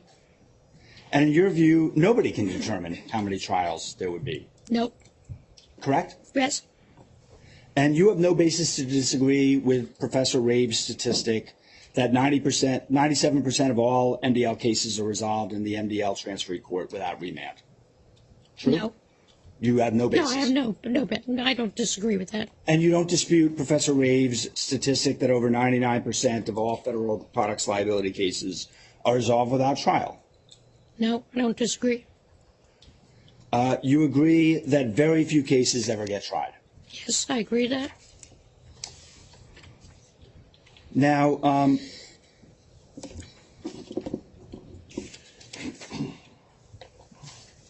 you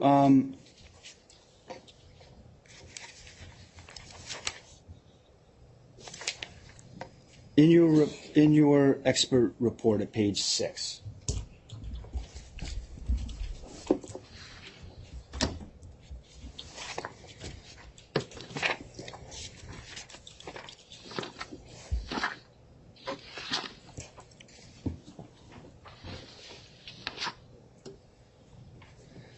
You state at the bottom that there are several examples of cases with latency issues that could not be settled in an MDL, but had to be settled through the bankruptcy process. Yes. And you're talking about asbestos companies like W.R. Grace and silicone breast companies like Dow Corning, true? Yes. You're not giving the opinion that those examples file for bankruptcy without having the requisite financial distress, are you? I am not. And you agree that there are defendants in the asbestos MDL that have managed their liability in the MDL without resort to bankruptcy, true? Through administrative settlements where they pay certain amounts each year and work out their arrangements with plaintiffs' lawyers. They are the smaller defendants, not any of the larger defendants who are all in bankruptcy. Similar to a bankruptcy trust? It's not really a trust. But it's an administrative process. Okay. And are you aware of how trust distribution procedures operate? Not just generally. And there are defendants in silicone breast implants, the silicone breast implants MDL, other than Dow Corning, that have resolved their liability without resort to bankruptcy, true? Yes, they were not the prime defendants. They had different relationships with the product. The prime defendant was Dow Corning. There are companies that settled opioids exposure in the MDL without resorting to bankruptcy, true? Yes, but those are not personal injury or latency cases. You're aware that Johnson & Johnson resolved its opioids exposure in the MDL without resort to bankruptcy, true? Yes, because it's not a personal injury latency case. No further questions. Thank you. Thank you.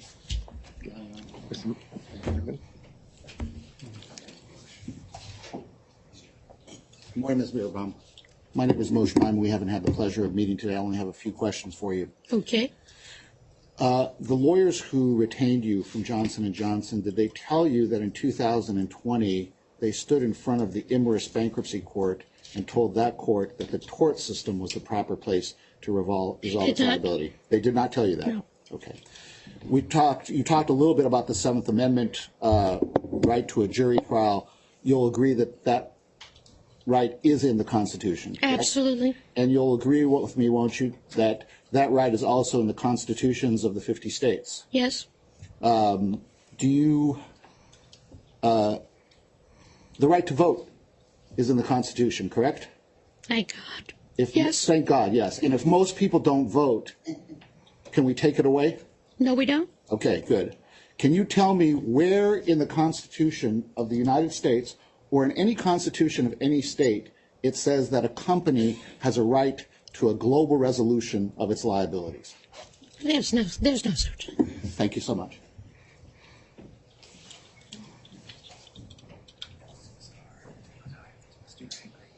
Your Honor, briefly, thank you. Clay Thompson, Mounting Rate Call. I always let Mr. Lyman go first because he does a better job and covers what I... I'm sure you'll do a great job, too. I'm older. That's true. Good morning, ma'am. We've not met before either, I don't believe. You know that J&J filed a Daubert motion in the Imerys I didn't follow that. You know that J&J filed a Daubert motion in the MDL, correct? I assume so. I didn't look into that. And you're aware that J&J, in that instance, liked the tort system because they could challenge the legal and scientific theories of the plaintiffs in the MDL, right? Yes. You cited Ortiz. That's a case you're familiar with, right? Yes. And you know that in footnote 23 of that, what the Supreme Court noted was that it is no answer in this case that the settlement agreement provided for a limited back-end opt-out in the form of a right on the part of class members eventually to take their case to court if dissatisfied with the amount provided by the trust. The opt-out in this case requires claimants to exhaust a variety of alternative dispute mechanisms to bring suit against the trust and not against Fiberboard. And it limits damages to $500,000 to be paid out in installments over 5 to 10 years, despite multi-million-dollar jury verdicts sometimes reached in asbestos suits. You're familiar with that from Ortiz? I'm not. I don't have it in front of me. I'm sure it's in the case. But it's a case that you referred to several times today, correct? Yes, it's one of the leading cases on class actions. And have you seen the plan that's been proposed in this case, Your Honor? I have not. Okay, thank you. Thank you, Mr. Thompson. Anyone else? Any redirect? Yes, Your Honor.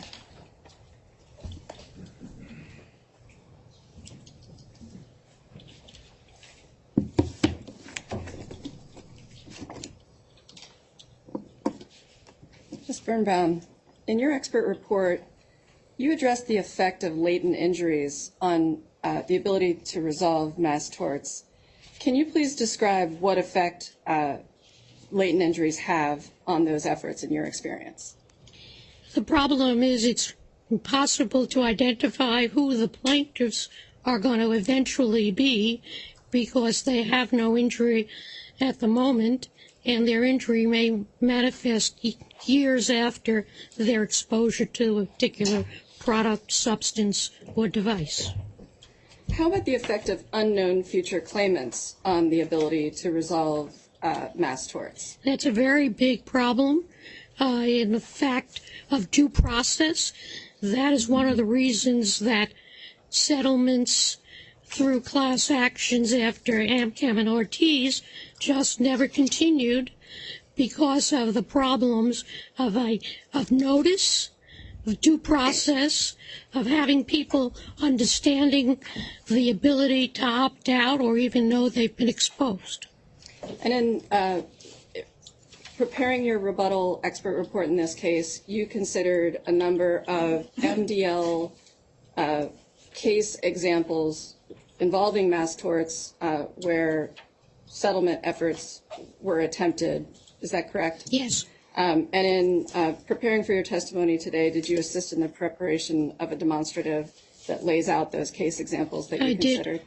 I did. If I could see demonstrative SB1, please. Is this the demonstrative that you prepared? Yes. Okay. Can you please describe what this chart shows with respect to the cases you considered and discussed in your expert report? Yes, I looked at the issue of latent injuries and unknown future claimants, and in doing that, tried to determine where the cases were resolved. And I think this chart tries to show that, a lot of nice green and red, but this is an attempt to try to put it into a graphic. Okay, and you mentioned the green and the red. So what are the takeaways in terms of your opinions from the green check marks versus the red X's in the third column versus the first two columns with the green check marks? The closest paradigm to these talc cases are the asbestos cases. And they had latent injuries and unknown future claimants, and there have been 120 asbestos companies that have gone into bankruptcy to resolve their asbestos liabilities. The Roundup case was spoken about before this. There was an attempt to settle a futures class and that failed, in part because the fact of the inability to give notice, which the judge talked about, and the fact that it was not a sufficient amount. The silicone breast implant cases was another case that was attempted to be a settlement class that also failed, and Dow Corning went into bankruptcy to resolve its latent injury and unknown future claims. Okay. If I could see the next step in the those three cases that you just discussed, those are shown in the yellow highlighted area there. Yes. Across the top. Let's walk through those three cases. The asbestos litigation. Why did you consider the asbestos litigation?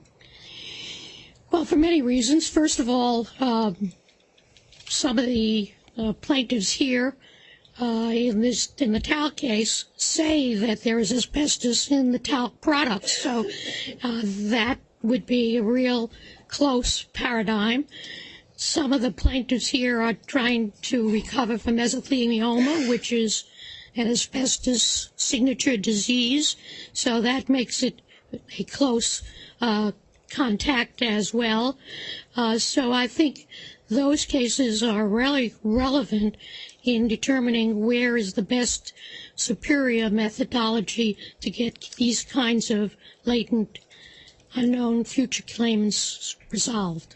And what type of injuries were at issue in the asbestos cases? Mesothelioma, pleural plaques. Mesothelioma, like in the talc cases, Right. Were unknown future claimants involved in asbestos cases? Yes. And was global resolution achieved in the asbestos cases? Yes. If not in the bankruptcies, there was global resolution for many, many of the defendants. Okay, so as it's broken out here in the demonstrative, in the separate charts, global resolution in the context of the MDL is shown with a red X, Yes. correct? But in the separate column for bankruptcy, there's a green check for bankruptcy, Yes. correct? Now, and turning then to the Roundup case, what type of injuries were sustained in that case? Non-Hodgkin's lymphoma. And were latent injuries involved there? Yes, 10 to 15 years of latency. Were unknown future claimants involved? Yes. In Roundup. And has global resolution been achieved there? It has not. The settlement did not go through. And what is happening with the Roundup litigation currently? Cases continue to be tried, settled. All right. And then finally, the silicone breast implant cases that you discussed in your report, what types of injuries were sustained in those cases? Those were autoimmune injuries as a result of silicone breast implants. Were there unknown future claimants involved in those cases? Yes. And was global resolution achieved in the MDL in those cases? It was not. It failed. Were there bankruptcies filed by defendants in those Yes. cases? Let's turn then to the case that Professor Rave focused on, the NFL concussion case. If I could see the next step in the demonstrative, please. The NFL concussion case. Ms. Birnbaum, how would you describe the type of injuries that were sustained in that case? Those were latent injuries. These were brain injuries, Parkinson's disease related brain injuries. Was the group of future claimants in that case unknown? No, they were very much known. They were defined, they were identified, they could be given notice. There were 10 to 20,000 of them, and each one had a name and had an opportunity to opt out of the class. It's a very unusual kind of situation. By the way, how are you familiar with the NFL concussion case? I was involved in that case. From your perspective, why is the NFL concussion case different from the talc cases? Because they are not unknown claimants. They all knew that they had been what they call sub-concussions over the years, and that they all had an opportunity to get proper notice, to get due process notice, and an opportunity to opt out. And we heard your discussion during cross about the Amchem and Ortiz cases with respect to the prospect of achieving a resolution in an MDL for the talc litigation. Why was a class resolution possible in the NFL concussion case? Sorry? Why wasn't a class settlement possible for the NFL concussion case? Why was it possible? Yes. Because of the ability. There were no unknown future claimants. They were all known future claimants. So that difference was significant. It was what made all the difference. All right. Now let's turn then to the Deepwater Horizon case. You're aware that that's a case that Judge Ferguson discussed in his report as an MDL success story. Is that correct? Yes, that was not really a personal injury case. That was more an economic loss case. Was there a global resolution in that case? There was no global resolution of. There was a resolution of the property damage and the economic loss cases.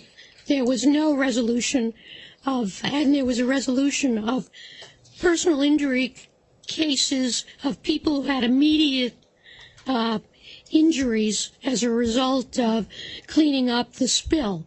But there was no resolution of latent injuries in that case, and those cases are still continuing. And were there unknown future claimants in the Deepwater Horizon cases? No. The fen-phen diet drugs cases. Those are not latent injury cases. Those were cases in which there was alleged valvular injuries as a result of ingestion of the drug very soon after that. Okay. But there was a global resolution in those Yes, there cases, was. correct? And then finally, the Vioxx cases. Can you take us through the criteria for those as well? Yes, Vioxx also was not a latent injury case. It was an injury case that was a global resolution, but it had no issues of the futures and latent injuries, and that was resolved in the MDL. Okay. So before we turn then to the couple of non-personal injury cases that were discussed in the TCC's expert reports, I just want to ask you about the statistics that you were asked about on cross from Professor Rave's reports. The 97% of cases that are remanded in MDL cases and the 99% of MDL cases that are resolved without trial. Ms. Birnbaum, do those statistics account for the presence of latency issues or unknown future claimants? They do not.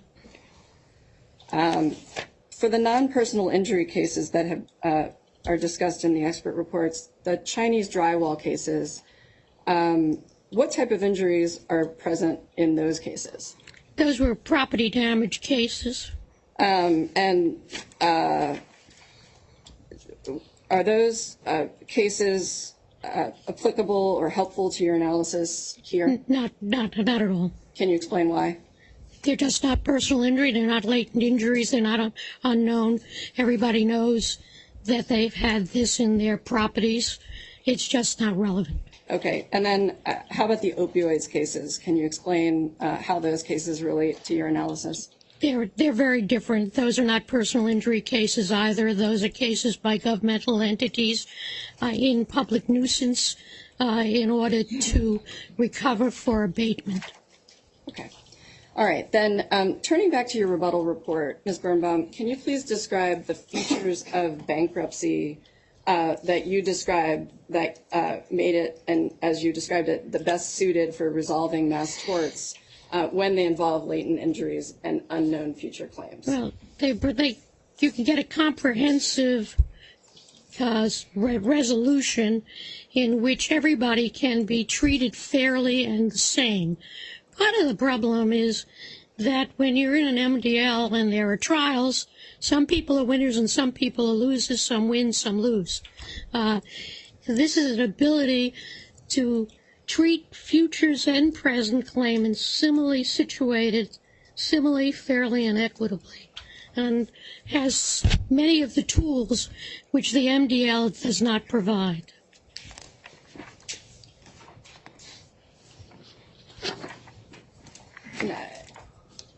I think you mentioned this in the context of one of your responses on cross, but I just want to follow up on this. When were the AmChem and Ortiz decisions decided?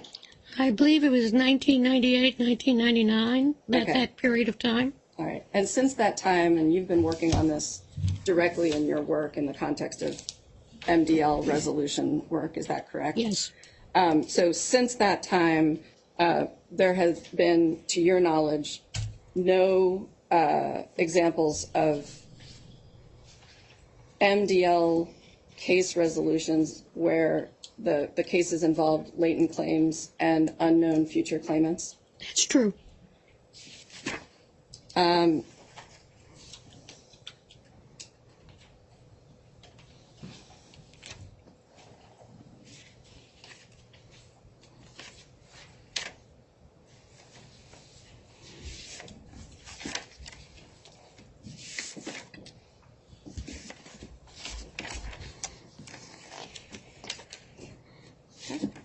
Thank you, Ms. Berman. Thank you. Let me just ask a quick question. Yes. Ms. Beerbaum, it has been referenced in many of the pre-hearing submissions, pleadings, but not discussed today, the 3M earplugs Aero Technologies case that has been dismissed in bankruptcy. Do you have a view as to whether or not that litigation is of a type that is resolvable in the MDL? I do not, Your Honor. Okay, thank you. Thank you.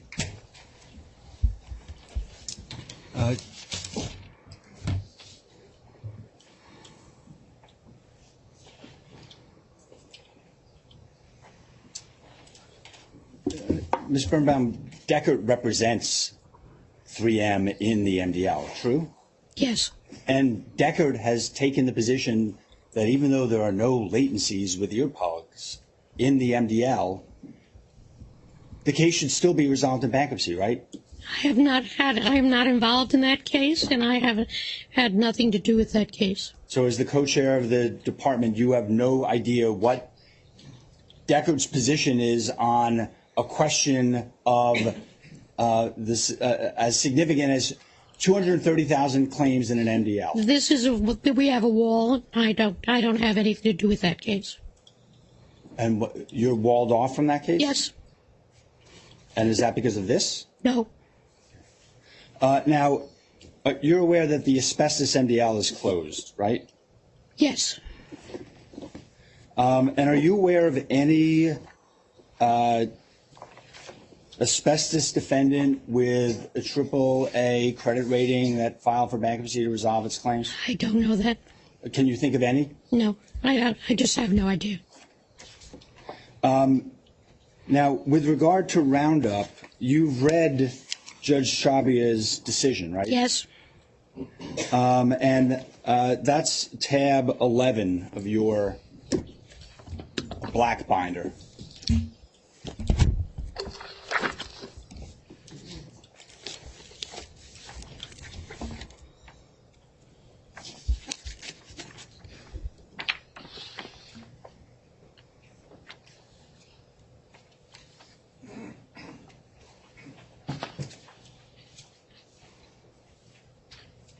You've read this decision? Yes. And you're aware that at page 4, Judge Chabia specifically recognized that the defendant in that case was, quote, not a situation where the defendant is at risk of going bankrupt such that only the first set of plaintiffs will ever be able to recover. Bayer, which recently acquired Monsanto, is a massive, wealthy company, and it continues to make money specifically from Roundup sales. That was part of the decision, wasn't it? It's in the decision.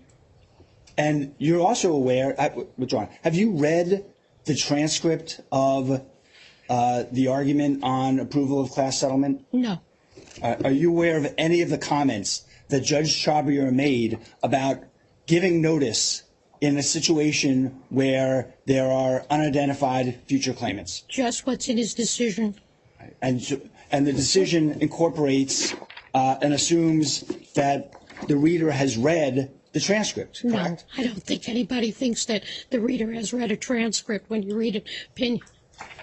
Well, did you read in the very first paragraph that Judge Charbier wrote, the ruling assumes that the reader has reviewed a transcript on the hearing on the motion for preliminary approval? I don't even know where you might get the transcript. Pardon? I don't even know where you might get the transcript. Well, it's at it's at tab 12. Here it is. Yes, but I haven't read it. Okay. So you have no idea what Judge Charbier No, said I do not. about the possibility of giving notice to an unidentified future claim? I did not read that. Okay. And if giving notice is problematic in the MDL to a large unidentified class of claimants, how do you resolve it in bankruptcy? It's a different process. And what do you know how you do? That's the bankruptcy process gives notice. Do you know how due process is given in bankruptcy? I am not an expert on that. I have no further questions. Thank you. Mr. Myman? Ms. Birnbaum, you and I, when I first questioned you, we discussed the Seventh Amendment and the state constitution's right to jury trial. You recall that? Yes. And when you were asked by counsel for the debtor, you discussed due process rights of individuals who get sick in the future. Right. Do you recall that? Yes. And you and I also discussed, and you agreed that there is no right in any constitution that you're aware of for a company to globally resolve its liabilities. You recall that? Yes. But still, as a retained witness for Johnson & Johnson, you say that it's okay to exterminate the Seventh Amendment and due process rights of a minority of present cancer victims and all future cancer victims through a bankruptcy because global resolution can be achieved. Is that your opinion? No, my Objection, opinion Your was Wait. that it's not my opinion. Sorry, Mr. Brown, Jeff. just wait. Objection, Your Honor. That's the phrasing of the question wasn't remotely what she's testified to. Is it okay to do away with the Seventh Amendment and due process rights of a minority of present cancer victims and future cancer victims through a bankruptcy just because global resolution can be achieved? That's not what I'm saying at all. And you would agree that it's not okay, would you? I wouldn't agree one way or another. The bankruptcy process is the bankruptcy process. So you wouldn't agree with that one way or the other? No. Thank you. All right. Any other questions? No, Your Honor. Ms. Birnbaum, thank you for your time today. Thank you very much. You may step down.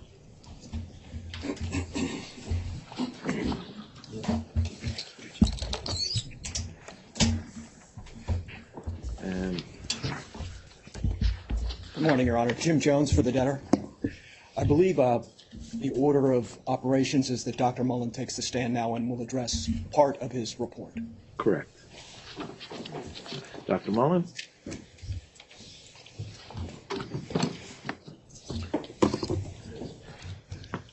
Maybe if we can, move the binders, return them.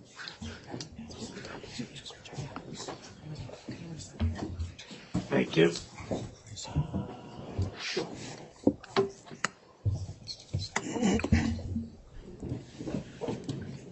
Still morning. Good morning, Dr. Mullen. Please raise your right hand. Do you swear or affirm to tell the truth, the whole truth, and nothing but the truth under penalty of perjury? I do. Thank you. Please have a seat and provide the court with your name and business address. Charles Henry Mullen, 2001 K Street Northwest, Suite 500, Washington, D.C. Good morning, Dr. Mullen. Would you please take a look at what has been placed before you? I believe you're going to find there two binders. The first will contain, I believe, your June 7, 2000 23 report marked as Exhibit 64. Do you have that before you? I do. And is, in fact, Exhibit 64 your report of that date? Yes. And I think the second binder will include your report of June 14, 2023, just a week later. And if all has gone well, it should be marked Exhibit 65. It is. And that is a true and accurate copy of the rebuttal report. Is that right? It appears to be. Your Honor, I will ask Mr. Mullen one more question on this point after I make sure that he's got hydration. Thanks, Tim. And that is, Dr. Mullen, do you adopt these two reports as your testimony here today as if it were given on direct and or rebuttal examination? I do. Thank you. We move the two reports into evidence, Your Honor, at this time. I object, Your Honor. May I be heard? Yes. Your Honor, I thought we were reserving objections. So let me just hear the objection. I think I have to make my objection at this point. We filed an objection to this witness's testimony. Aside from the substantive objections that we made to the opinions that he has by way of relevance and by way of contradicting case law, the witness in his report sets forth his education, training, and experience. We challenge this witness on Daubert grounds that this witness is not qualified to render an opinion on the issues that he's about to. I'm not talking about his later testimony, but on these issues, he is not qualified under federal court case law by way of either education, training, or experience. And I invite the court to voir dire or allow us to voir dire on that because he's simply not qualified to give those opinions, and no foundation has been laid for him to do so. Okay. Your Honor, for the debtor, I believe we have exchanged papers on this. They've been filed, and the agreement was to reserve these kinds of objections and take the testimony conditioned upon that reservation. I would suggest we proceed in that way, unless you have a different view today, Your Honor. I didn't agree to reserve any objections, Your Honor, so I don't think that it's fair that counsel stated an agreement that my clients did not enter into. We have a right to pose the objection. We also have a right to challenge the qualifications on cross-examination, which I'm happy to do, but I don't want to waste the court's time. No. The court is going to... No, I appreciate the objections. I've read through the objections. I'm going to conditionally allow the testimony in on both aspects, subject to the right to cross, subject to the existing objection. There's much that the court can learn from hearing the context and cross-examination, but counsel is free to explore the initial qualifications as well on cross. Thank you, Your Honor. Thank you, Your Honor.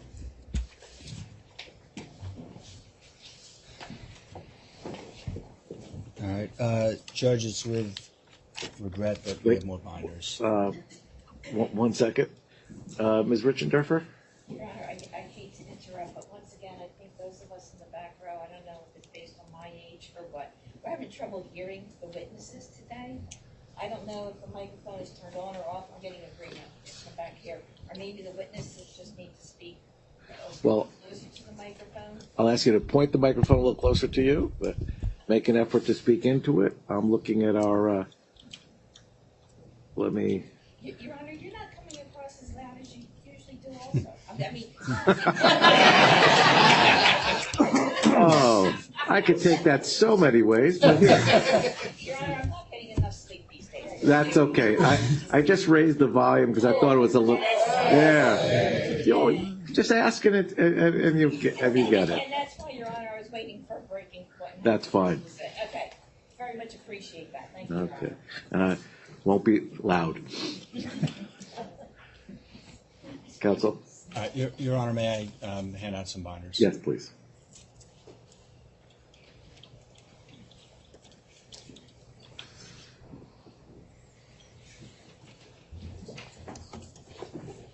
Thank you.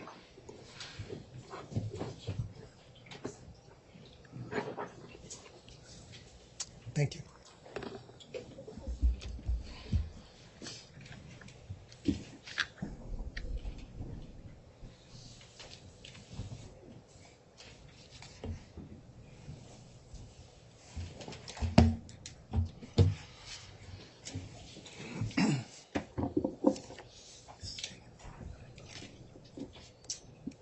Dr. Mullen, good morning.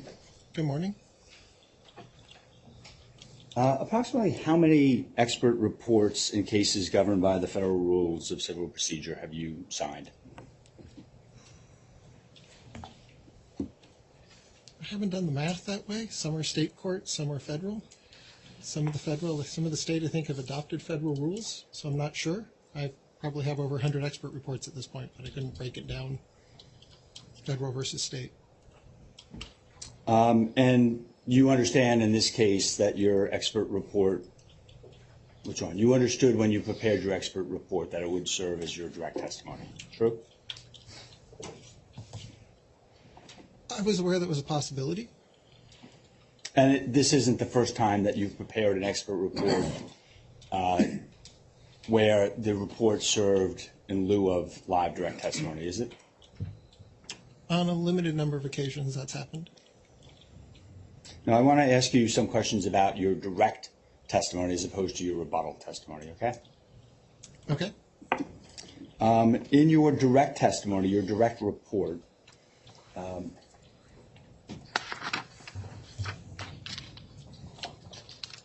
which is Exhibit D6-4, you discuss the comparative efficiencies and equities of the bankruptcy versus the tort system on pages 54 through 67 of your report, paragraphs 113 through 142.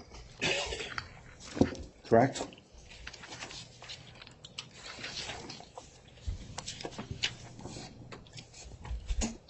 Correct. And you agree, Dr. Mullen, that the comparison of the two systems only becomes relevant if a debtor has the requisite financial distress to file for bankruptcy. True? You can always make the comparison. I guess it's only a salient question if both avenues are potentially available.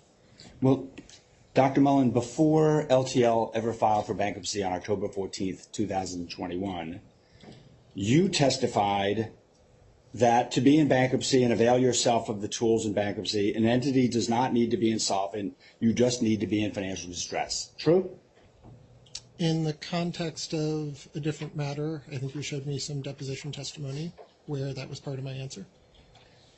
You testified to that, correct? That you don't need to be insolvent, you just need to be in financial distress to be in bankruptcy. Correct? I gave that as part of an answer to a question. That's correct. And are you suggesting that whether you need to have financial distress and to be in bankruptcy is applicable in one case and not in another? I didn't define what financial distress meant in that answer. I gave an answer to a question in a context, and I'm not offering there or here a legal opinion. I gave an answer and I gave my understanding. Now, on pages 62 to 67, paragraphs 136 to 142 of your opening report, you state opinions as to why bankruptcy reorganization provides a more equitable avenue to resolve tort claims, right? Correct. And your opinions in those paragraphs are based on your comparison of a bankruptcy paradigm on the one hand with a tort system paradigm on the other. True?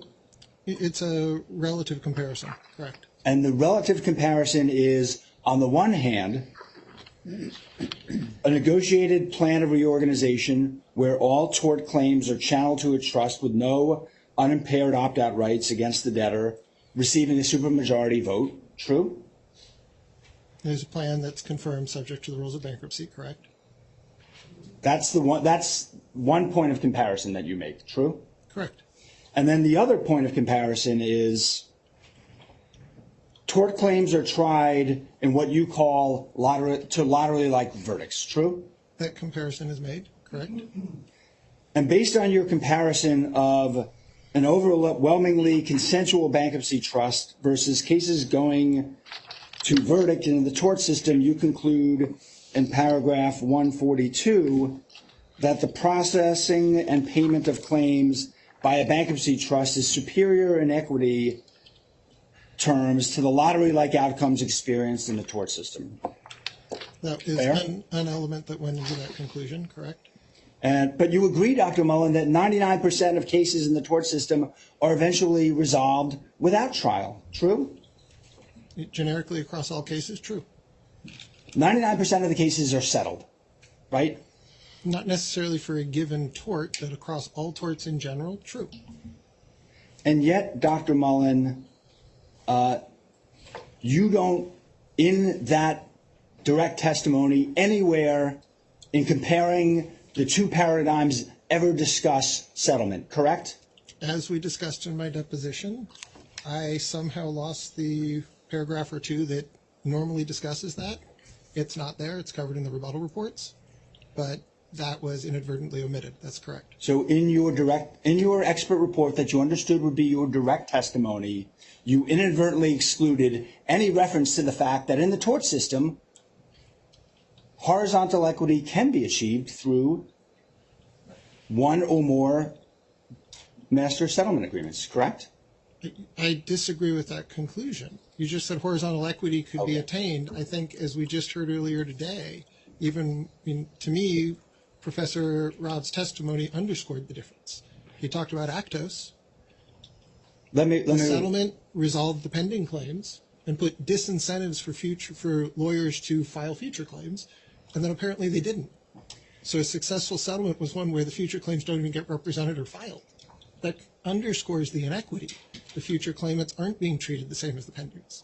So horizontal equity is a very different question than can you reach a settlement. And none of that is discussed in your direct testimony, is it? Your direct testimony compares exclusively a bankruptcy trust to lottery-like verdicts. True? It's correct that those paragraphs were omitted. Okay. And how many hours did you and your team spend on the report? I couldn't give you a count sitting here. Tens of hours, true? Probably hundreds of hours. Okay. Now, in your conclusion in paragraph 142, you state that in contrast to the tort system, a trust established through bankruptcy reorganization specifies a common set of rules for payment of claims. Right? Correct. You agree that a master global settlement in the tort system can specify a common set of rules for determining the payment of claims as well. True? If you have a single global resolution for all claimants, yes. So it's not in contrast entirely to the tort system, is it? I'm aware of the Vioxx settlement that was truly global.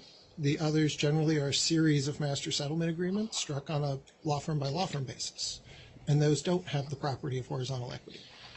Because claimants are being treated horizontally within their group as opposed to across every single claimant, right? Based on the identity of their plaintiff's attorney as opposed to maybe the merits of the case. Now, you also state in paragraph 142 that the rules pertaining to the bankruptcy trust system reflect the objective factors the bankruptcy court recognizes as materially affecting claim values, such as the claimant's injury, age, lost income, alternative exposure sources, dependence, and life status, right? I do give a series of examples. And you agree that a global master settlement agreement in the tort system can reflect the objective factors that the parties recognize as materially affecting claim values, such as claimant's injury, age, lost income, and the like, right? Correct. And so master global settlements in the tort system can also pay claimants based on a grid or point system like a trust, correct? It can.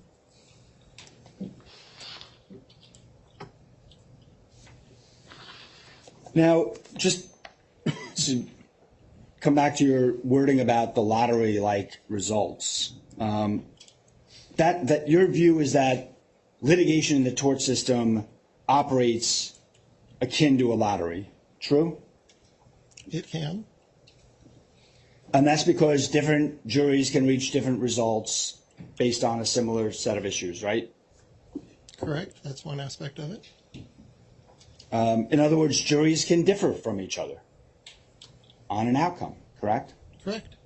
And you agree that judges also can differ on opinion on a similar set of issues, correct? It's a trait of human beings generally. Right. So, but have you ever called the bankruptcy system a lottery-like system? I don't think I've referred to that as a lottery-like system, no. All right. Now, in comparing the equity of a bankruptcy trust on the one hand and resolution of the tort system on the other, you didn't put explicit weight on the cost to claimants in the bankruptcy system of forfeiting their Seventh Amendment right to a jury trial, correct? I'm aware there's still a jury trial option through trusts, but I did not put a dollar weight on that figure. And that's because, in your view, nobody exercises that right in any setting. It's impractical, and in every setting, almost everybody ends up with a negotiated settlement. True? In the context of mass torts with tens of thousands or hundreds of thousands of claims, that's true. You put no weight on the cost to claimants of forfeiting their jury rights because, in your words, 99% settle, and the vast, vast majority are going to settle through a negotiated framework. It's the only thing that's practical in mass torts, right? I don't think I put no weight. I didn't put a monetary value on it. I'm aware that there's a difference between the systems. So I'm aware that that difference exists. When you say put weight on it, in terms of the efficiency and equity arguments, it doesn't change the conclusions on those two arguments. Dr. Mullen, it follows from your testimony that if this bankruptcy case is dismissed, you believe the only thing that's practical is that the vast, vast majority of Johnson & Johnson's and LTL's TAO claims will settle through a negotiated framework. True? Ultimately, you can't try 100,000 cases. So they aren't going to resolve through 100,000 trials. There's not the capacity in the tort system for that, so it has to have an ulterior resolution route, whether that's settlement or some form of dismissal. Now, it's your opinion that the bankruptcy system is superior to the tort system for resolving LTL's talcum powder claims. True? Given the facts of this litigation, yes. And the reason for that relates to the existence of future claims and long latencies primarily, correct? That's a key distinguishing feature in this matter, yes. And there were future claims and long latencies when the MDL was formed in 2016, right?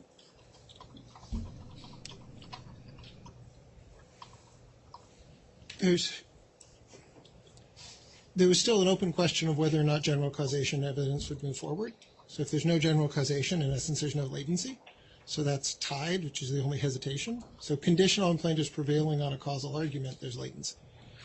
So it's your view that if J&J believed in 2016 it had high odds of winning the Daubert motion, that the MDL might have been the preferred method for resolving this case, correct? Well, the preferred method for addressing that particular legal defense.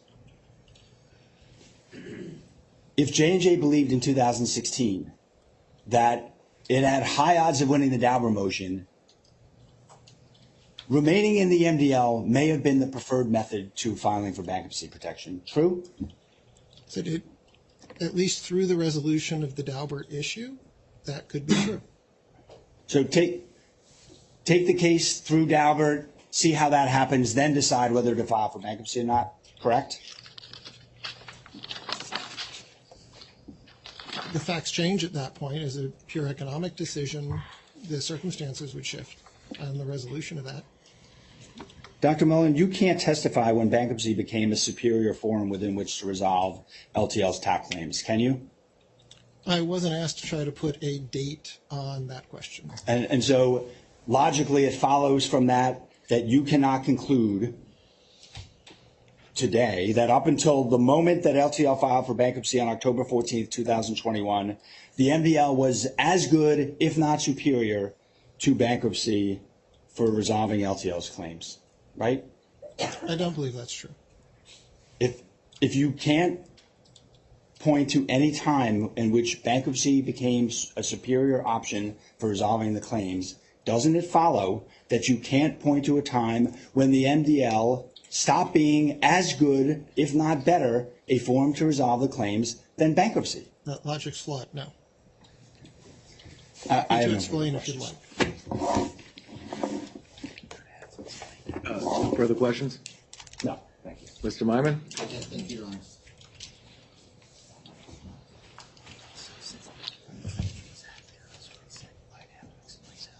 Still good morning, Dr. Mullen. I'll be brief. Good morning. You have I'm just looking at your profile on your website. You have a BA in mathematics and economics from the University of California, Berkeley. Correct. And you have a PhD in economics from the University of Chicago, correct? Correct. By way of education, did either of those educational paths that you took deal at all with bankruptcy law? Okay.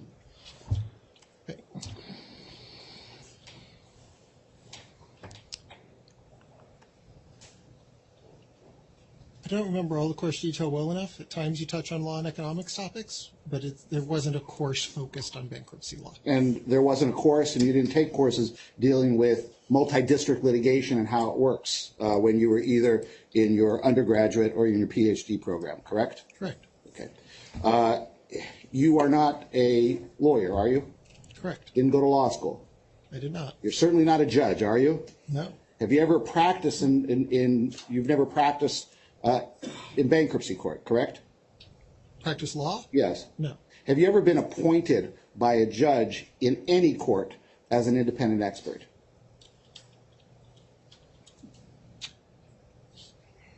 I think technically every expert is an independent expert in the British system, and I've done some cases in the British system. How about let's talk about the United States of America. Your Honor, we let the witness finish his answer, please. I thought you did. I'm sorry. If you completed your answer. Yes. Okay. In the United States of America, you've never been appointed as an independent expert by a judge, correct? Correct. You talk about lottery size verdicts, and those are verdicts that are rendered by jurors, correct, that you're referring to? Correct. You're aware, are you not, that sometimes in the civil litigation system there are bench trials that are decided by judges? There can be. And you're aware that different judges view a bit different, when they sit as finders of fact, they view things differently and come to different outcomes, even though to an outside observer like yourself, they might be a similar set of issues. Yes. So you might have a cancer victim who has a bench trial who receives X from one judge and X plus Y from another judge, right?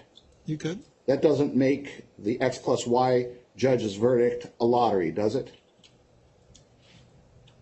I mean, none of them are lotteries explicitly. It's an analogy talking about the variability in the outcomes and the vast variability of outcomes you see. It's not meant to be taken literally as you have a lottery ticket. It's Yes. simply an analogy. Having cancer is not a lottery ticket, is it?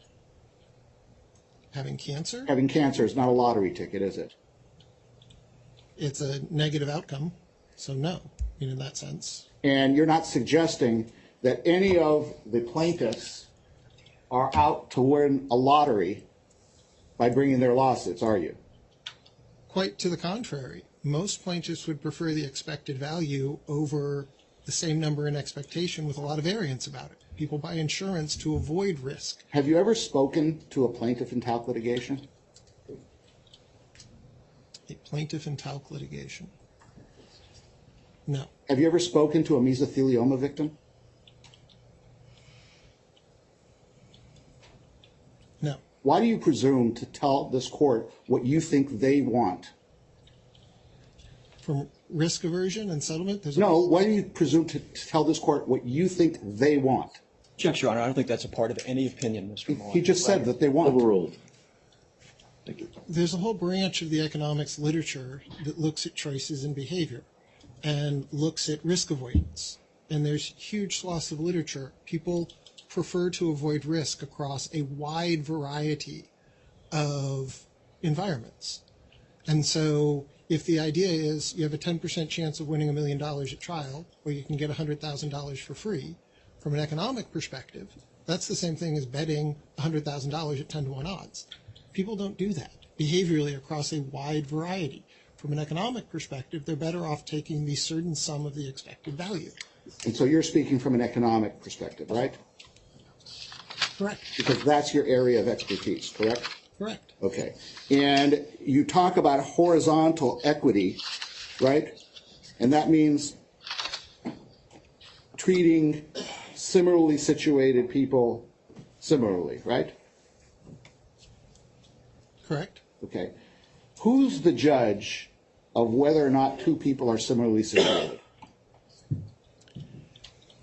Those are typically negotiated across the parties in the rules of the trust. It's you are not the arbiter of what two individuals are similarly situated, are you?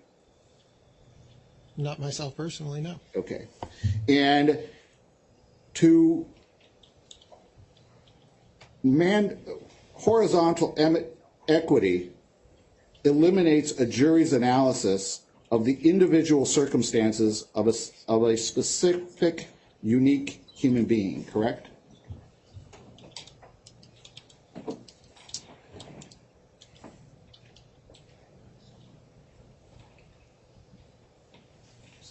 Eliminate, I think, is going a little too far. You're not. So the same individual is going to, if they go to a jury trial, a jury will be impaneled. If they went 3 weeks later, they'd get a different jury. Those two juries may come to very different conclusions. So you're not eliminating the second jury because you went to the first. You're not eliminating the first because you went to the second. You're getting one read from one group of jurors about an outcome for that person that other jurors may give completely different reads to. And so it's when you're saying eliminate any settlement context, yes, you're no longer polling a jury and asking what are they valuing that particular case at. That is correct. Most cases in the United States, most tort cases are negotiated on an individual basis, correct? Not on a mass tort basis. Well, by count, most are a mass tort.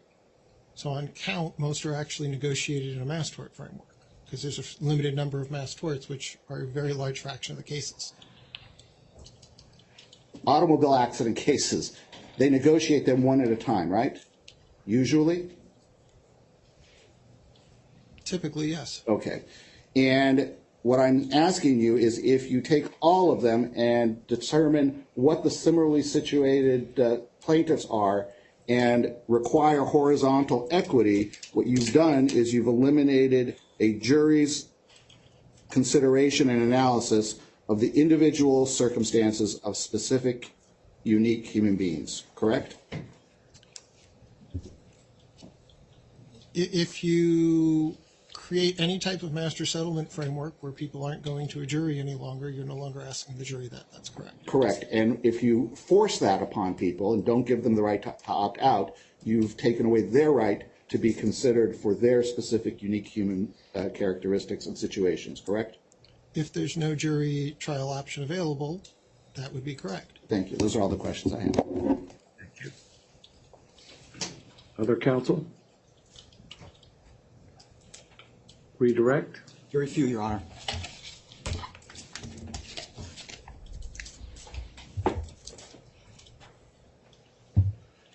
Dr. Mullen, your accurate CV is attached to your opening report, which I believe is Exhibit 64. The black. Yes. And it remains accurate and it explains your academic and other professional background as of today.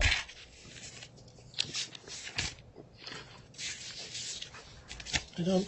I'm sorry, where is the CV? Should be Appendix A to his report? To his report. Oh, I'm sorry.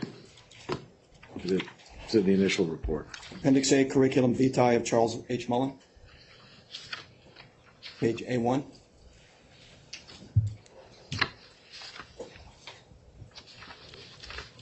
Is it in your notebook at least, Dr. Mullen? Yes, it's D-64.74. Thank you. Are you there, Your Honor? I am here. All right, thank you. I'm just asking Dr. Mullen if it remains a true and accurate copy of his curriculum vitae today and his academic background and professional experience. It was, yes. Thank you, Dr. Mullen. And Dr. Mullen, you have, as your report indicates, testified before in matters in federal court and bankruptcy court. Correct. And you have been qualified to so testify as an expert in economic statistics and economic modeling. Correct. A number of times. Yes. Indeed, you testified in this courtroom, in this courthouse, in February of 22 by report and by cross-examination. I'll trust you on the date, but yes, I was in this courthouse. And you testified in the federal bankruptcy court in North Carolina in the first iteration of this bankruptcy proceeding, or in LTL 1 as people have referred to it over the last few days, in or about October of 21 on issues similar to your report here today. Correct. And Judge Whitley qualified you to do so on that day, or at least you were permitted to do so on that day. Correct. And you frequently also testify on matters that relate to the valuation of mass tort liabilities. Correct. In bankruptcy and in federal court. Correct. And you frequently testify about the tools available in MDL proceedings in the tort system more broadly, and the tools available in bankruptcy to resolve mass tort liability from an economics and statistical and economic modeling perspective. Correct. And you have done that from time to time in bankruptcy court at least. Correct. And, sir, in your experience testifying on these matters as an expert witness, have you ever had your testimony either stricken to your knowledge, or have you ever been the subject of a successful motion to disqualify you from so testifying to your knowledge? Wait, don't answer. I object, Your Honor. Those aren't binding on Your Honor. Your Honor is the gatekeeper in this court. What other courts have done is irrelevant. Objection overruled, I understand. You may answer, sir. I've been permitted to testify in all the prior instances. Thank you, Dr. Mullen. Dr. Mullen, you heard an earlier witness today discuss the Actos case, and you mentioned it briefly on cross-examination. And in fact, I think at one point you were giving at least a partial explanation of why the Actos lawyers, those representing claimants in that case, may have been disincented to file or pursue future claims. Do you recall that testimony, first from the earlier witness today and from your own cross-examination a few moments? Yes. Could you explain what you meant by what you said, and otherwise please react to the earlier witness's testimony?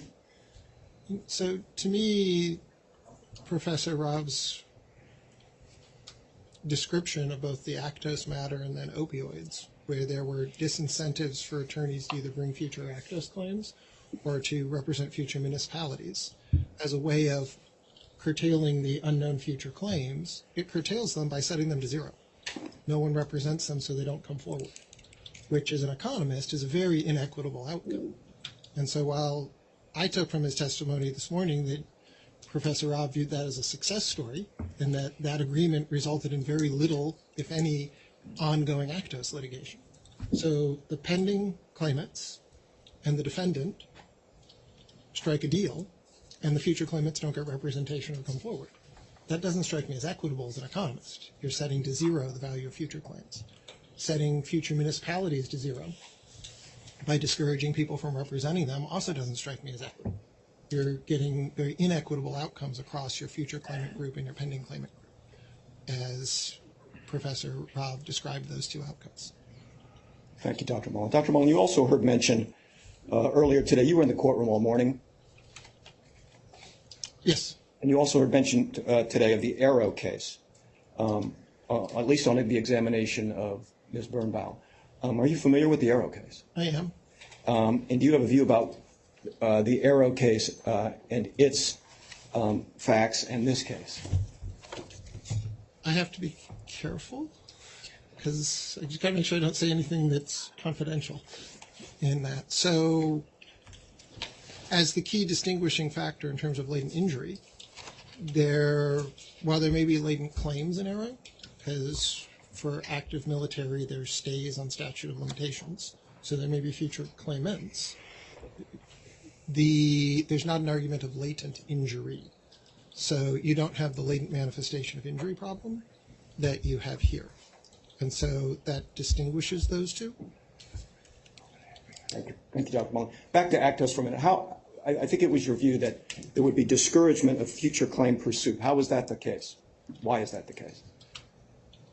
So as Professor Rob was describing it earlier today, he said there were economic incentives or disincentives for plaintiff's counsel to represent future claimants were put into those agreements. I'm going off of his testimony as he described it this morning. Those are not settlement agreements that I have read. All right. Thank you, Dr. Mullen. At the end of one of your questions on cross-examination, I think it was Mr. Silverstein, to my right, was inquiring of you concerning your view about the superiority of the bankruptcy system to the tort system in resolving claims like talc claims, and he was questioning you about when in time or on what date would it have been apparent that the bankruptcy system was superior. And I thought you were trying to explain an answer and weren't, and did not proceed. Could you explain the answer now, if you care to? So, well, I wasn't asked to find a specific date, and I don't have a specific date as to when that transition occurred.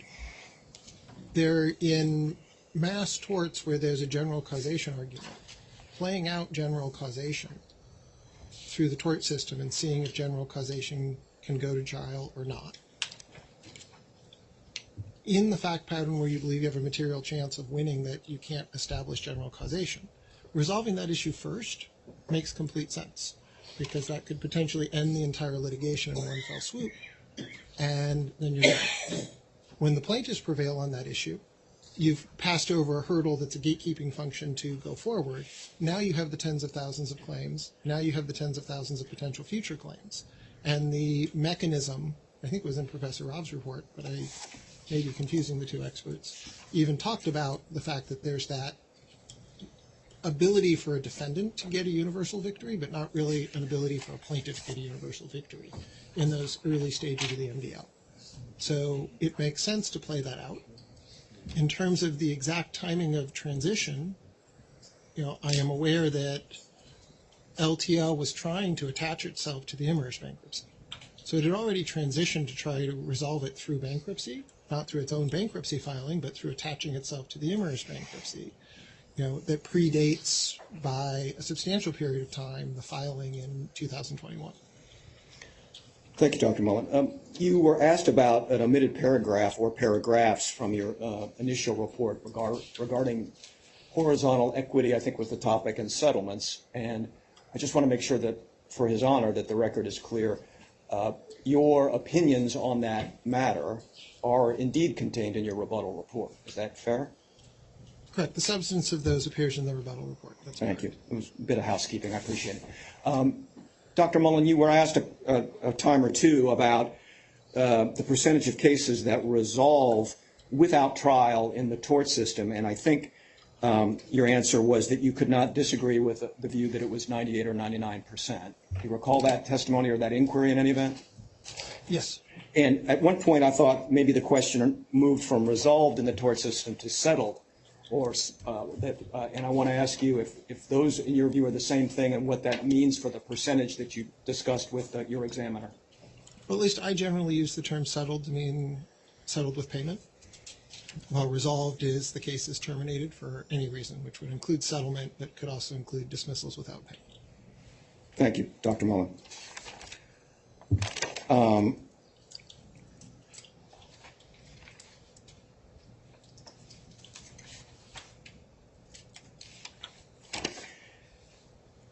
You heard others discuss today the NFL concussion case, and you understand that case to figure prominently in the reports of certain of the experts for the TCC or the claimants in this case. Did you hear that testimony, and am I right about figuring prominently? They both use it as an example. I try to avoid adjectives and adverbs usually. All right. They both use it as an example. Appreciate your willingness to constrain yourself. Let me ask you this question about that.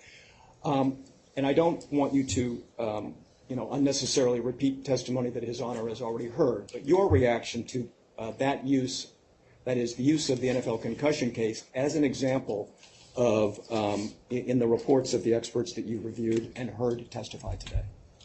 It's factually very distinct. There's about 20,000 former NFL players. The NFL knows exactly who they all are. They're their former players from rosters. They know in general how to contact them.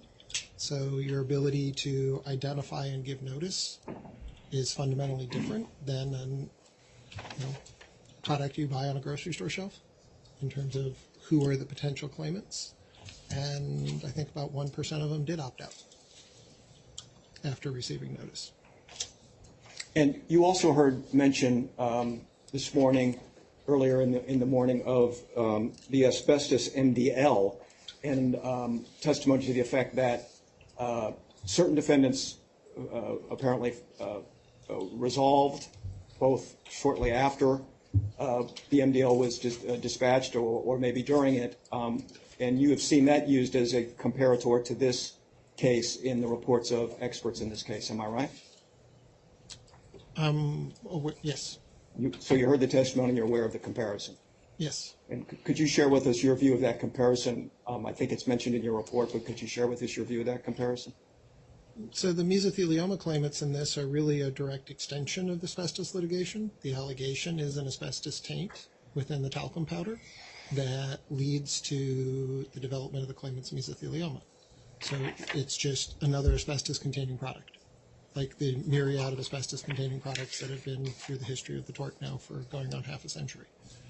The ovarian cancer claims share very similar characteristics with the long latency for disease potentially. And so when you look at what's the most applicable analogy, to me it really is the asbestos shows the fact pattern.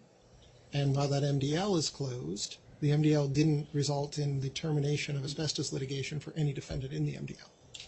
So it didn't wrap up the tort. It just reverted back, and they're all in state court. And certain are not in state court for other reasons. Is that right?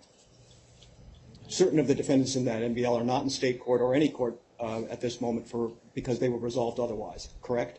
Well, so I think it's, depending on how you want to count an asbestos bankruptcy, people count them different ways. But like the Kroll and Mooring list that's up on their website lists, I think, about 140 entities now that set up 524G trusts as part of a bankruptcy reorganization. Not all of them went in necessarily because of asbestos liabilities as the motivating filing, but many of those were explicitly because of asbestos claims was the motivation for the filing. You were in the courtroom when one of the experts for the claimants here mentioned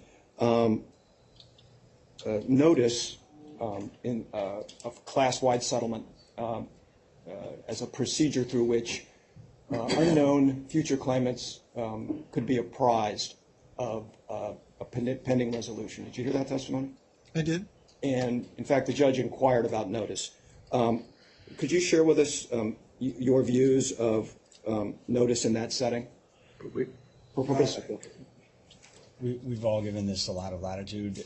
At this point, Dr. Mullen, who's an economist, is being asked about notice in class actions. I think we're well outside of his expertise, and I object. Your Honor, it involves the underpinnings for his opinion about the extent to which, as a matter of economics, one or the other resolution systems is more efficient, and I'm asking the question for that reason. I'll sustain the objection.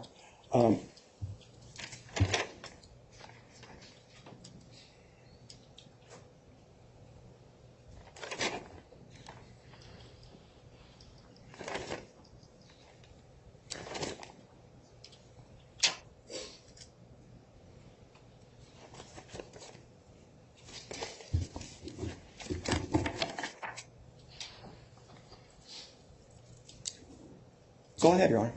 All right, thank you. Any? I'm sorry, Your Honor. Cross? Yeah, very few, just to clear up a few items.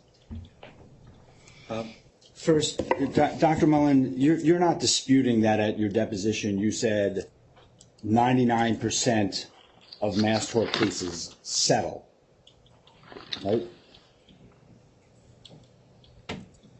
If that's what it says in my deposition. Well, you can turn to page 193 of your testimony, which is tab 1 in the black binder, and let me know when you're there, please.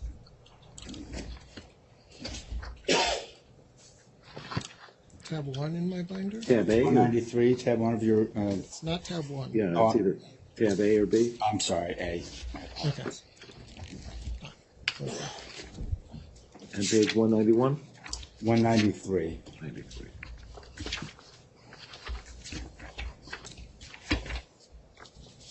Oh, I get my...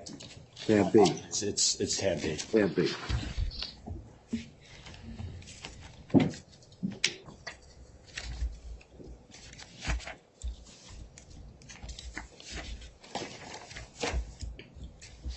So, let me know when you're there, Dr. Mullen.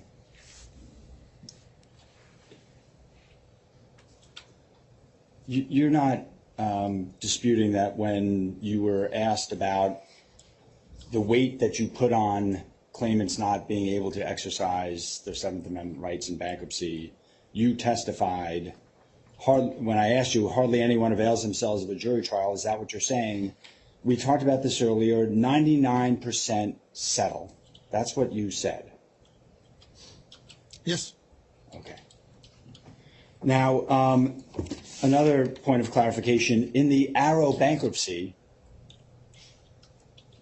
there were thousands of respirator claims alleging silicosis and other diseases, including from exposure to asbestos in that case, where there were latencies, correct? I don't know the count. My retention didn't cover the respirator claims. I'm aware the respirator claims were part of it, and they would have latent injuries. And those claims were dismissed as part of the bankruptcy. You understand that? I'm sorry. The bankruptcy resolution of those claims was dismissed. They with the rest of the bankruptcy. Correct. With regard to Actos, future claimants were entitled to hire lawyers to represent them if they developed illness, correct? Correct. Okay. And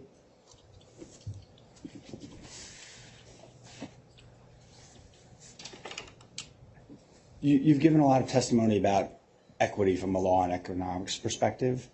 You would agree that giving claimants the choice to decide whether to resolve their claims or not is equitable, correct?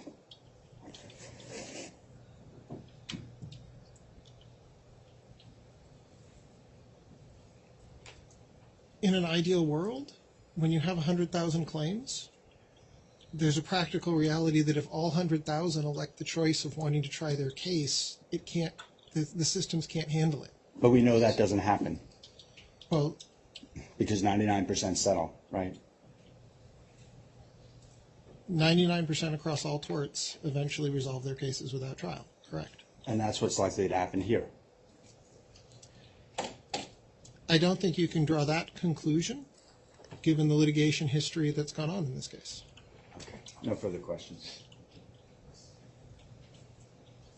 Nothing further, Your Honor. All right, Dr. Mullen, till this afternoon, thank you. Thank you. Perfect time for lunch. Let's come back and get ready and start by 1:15.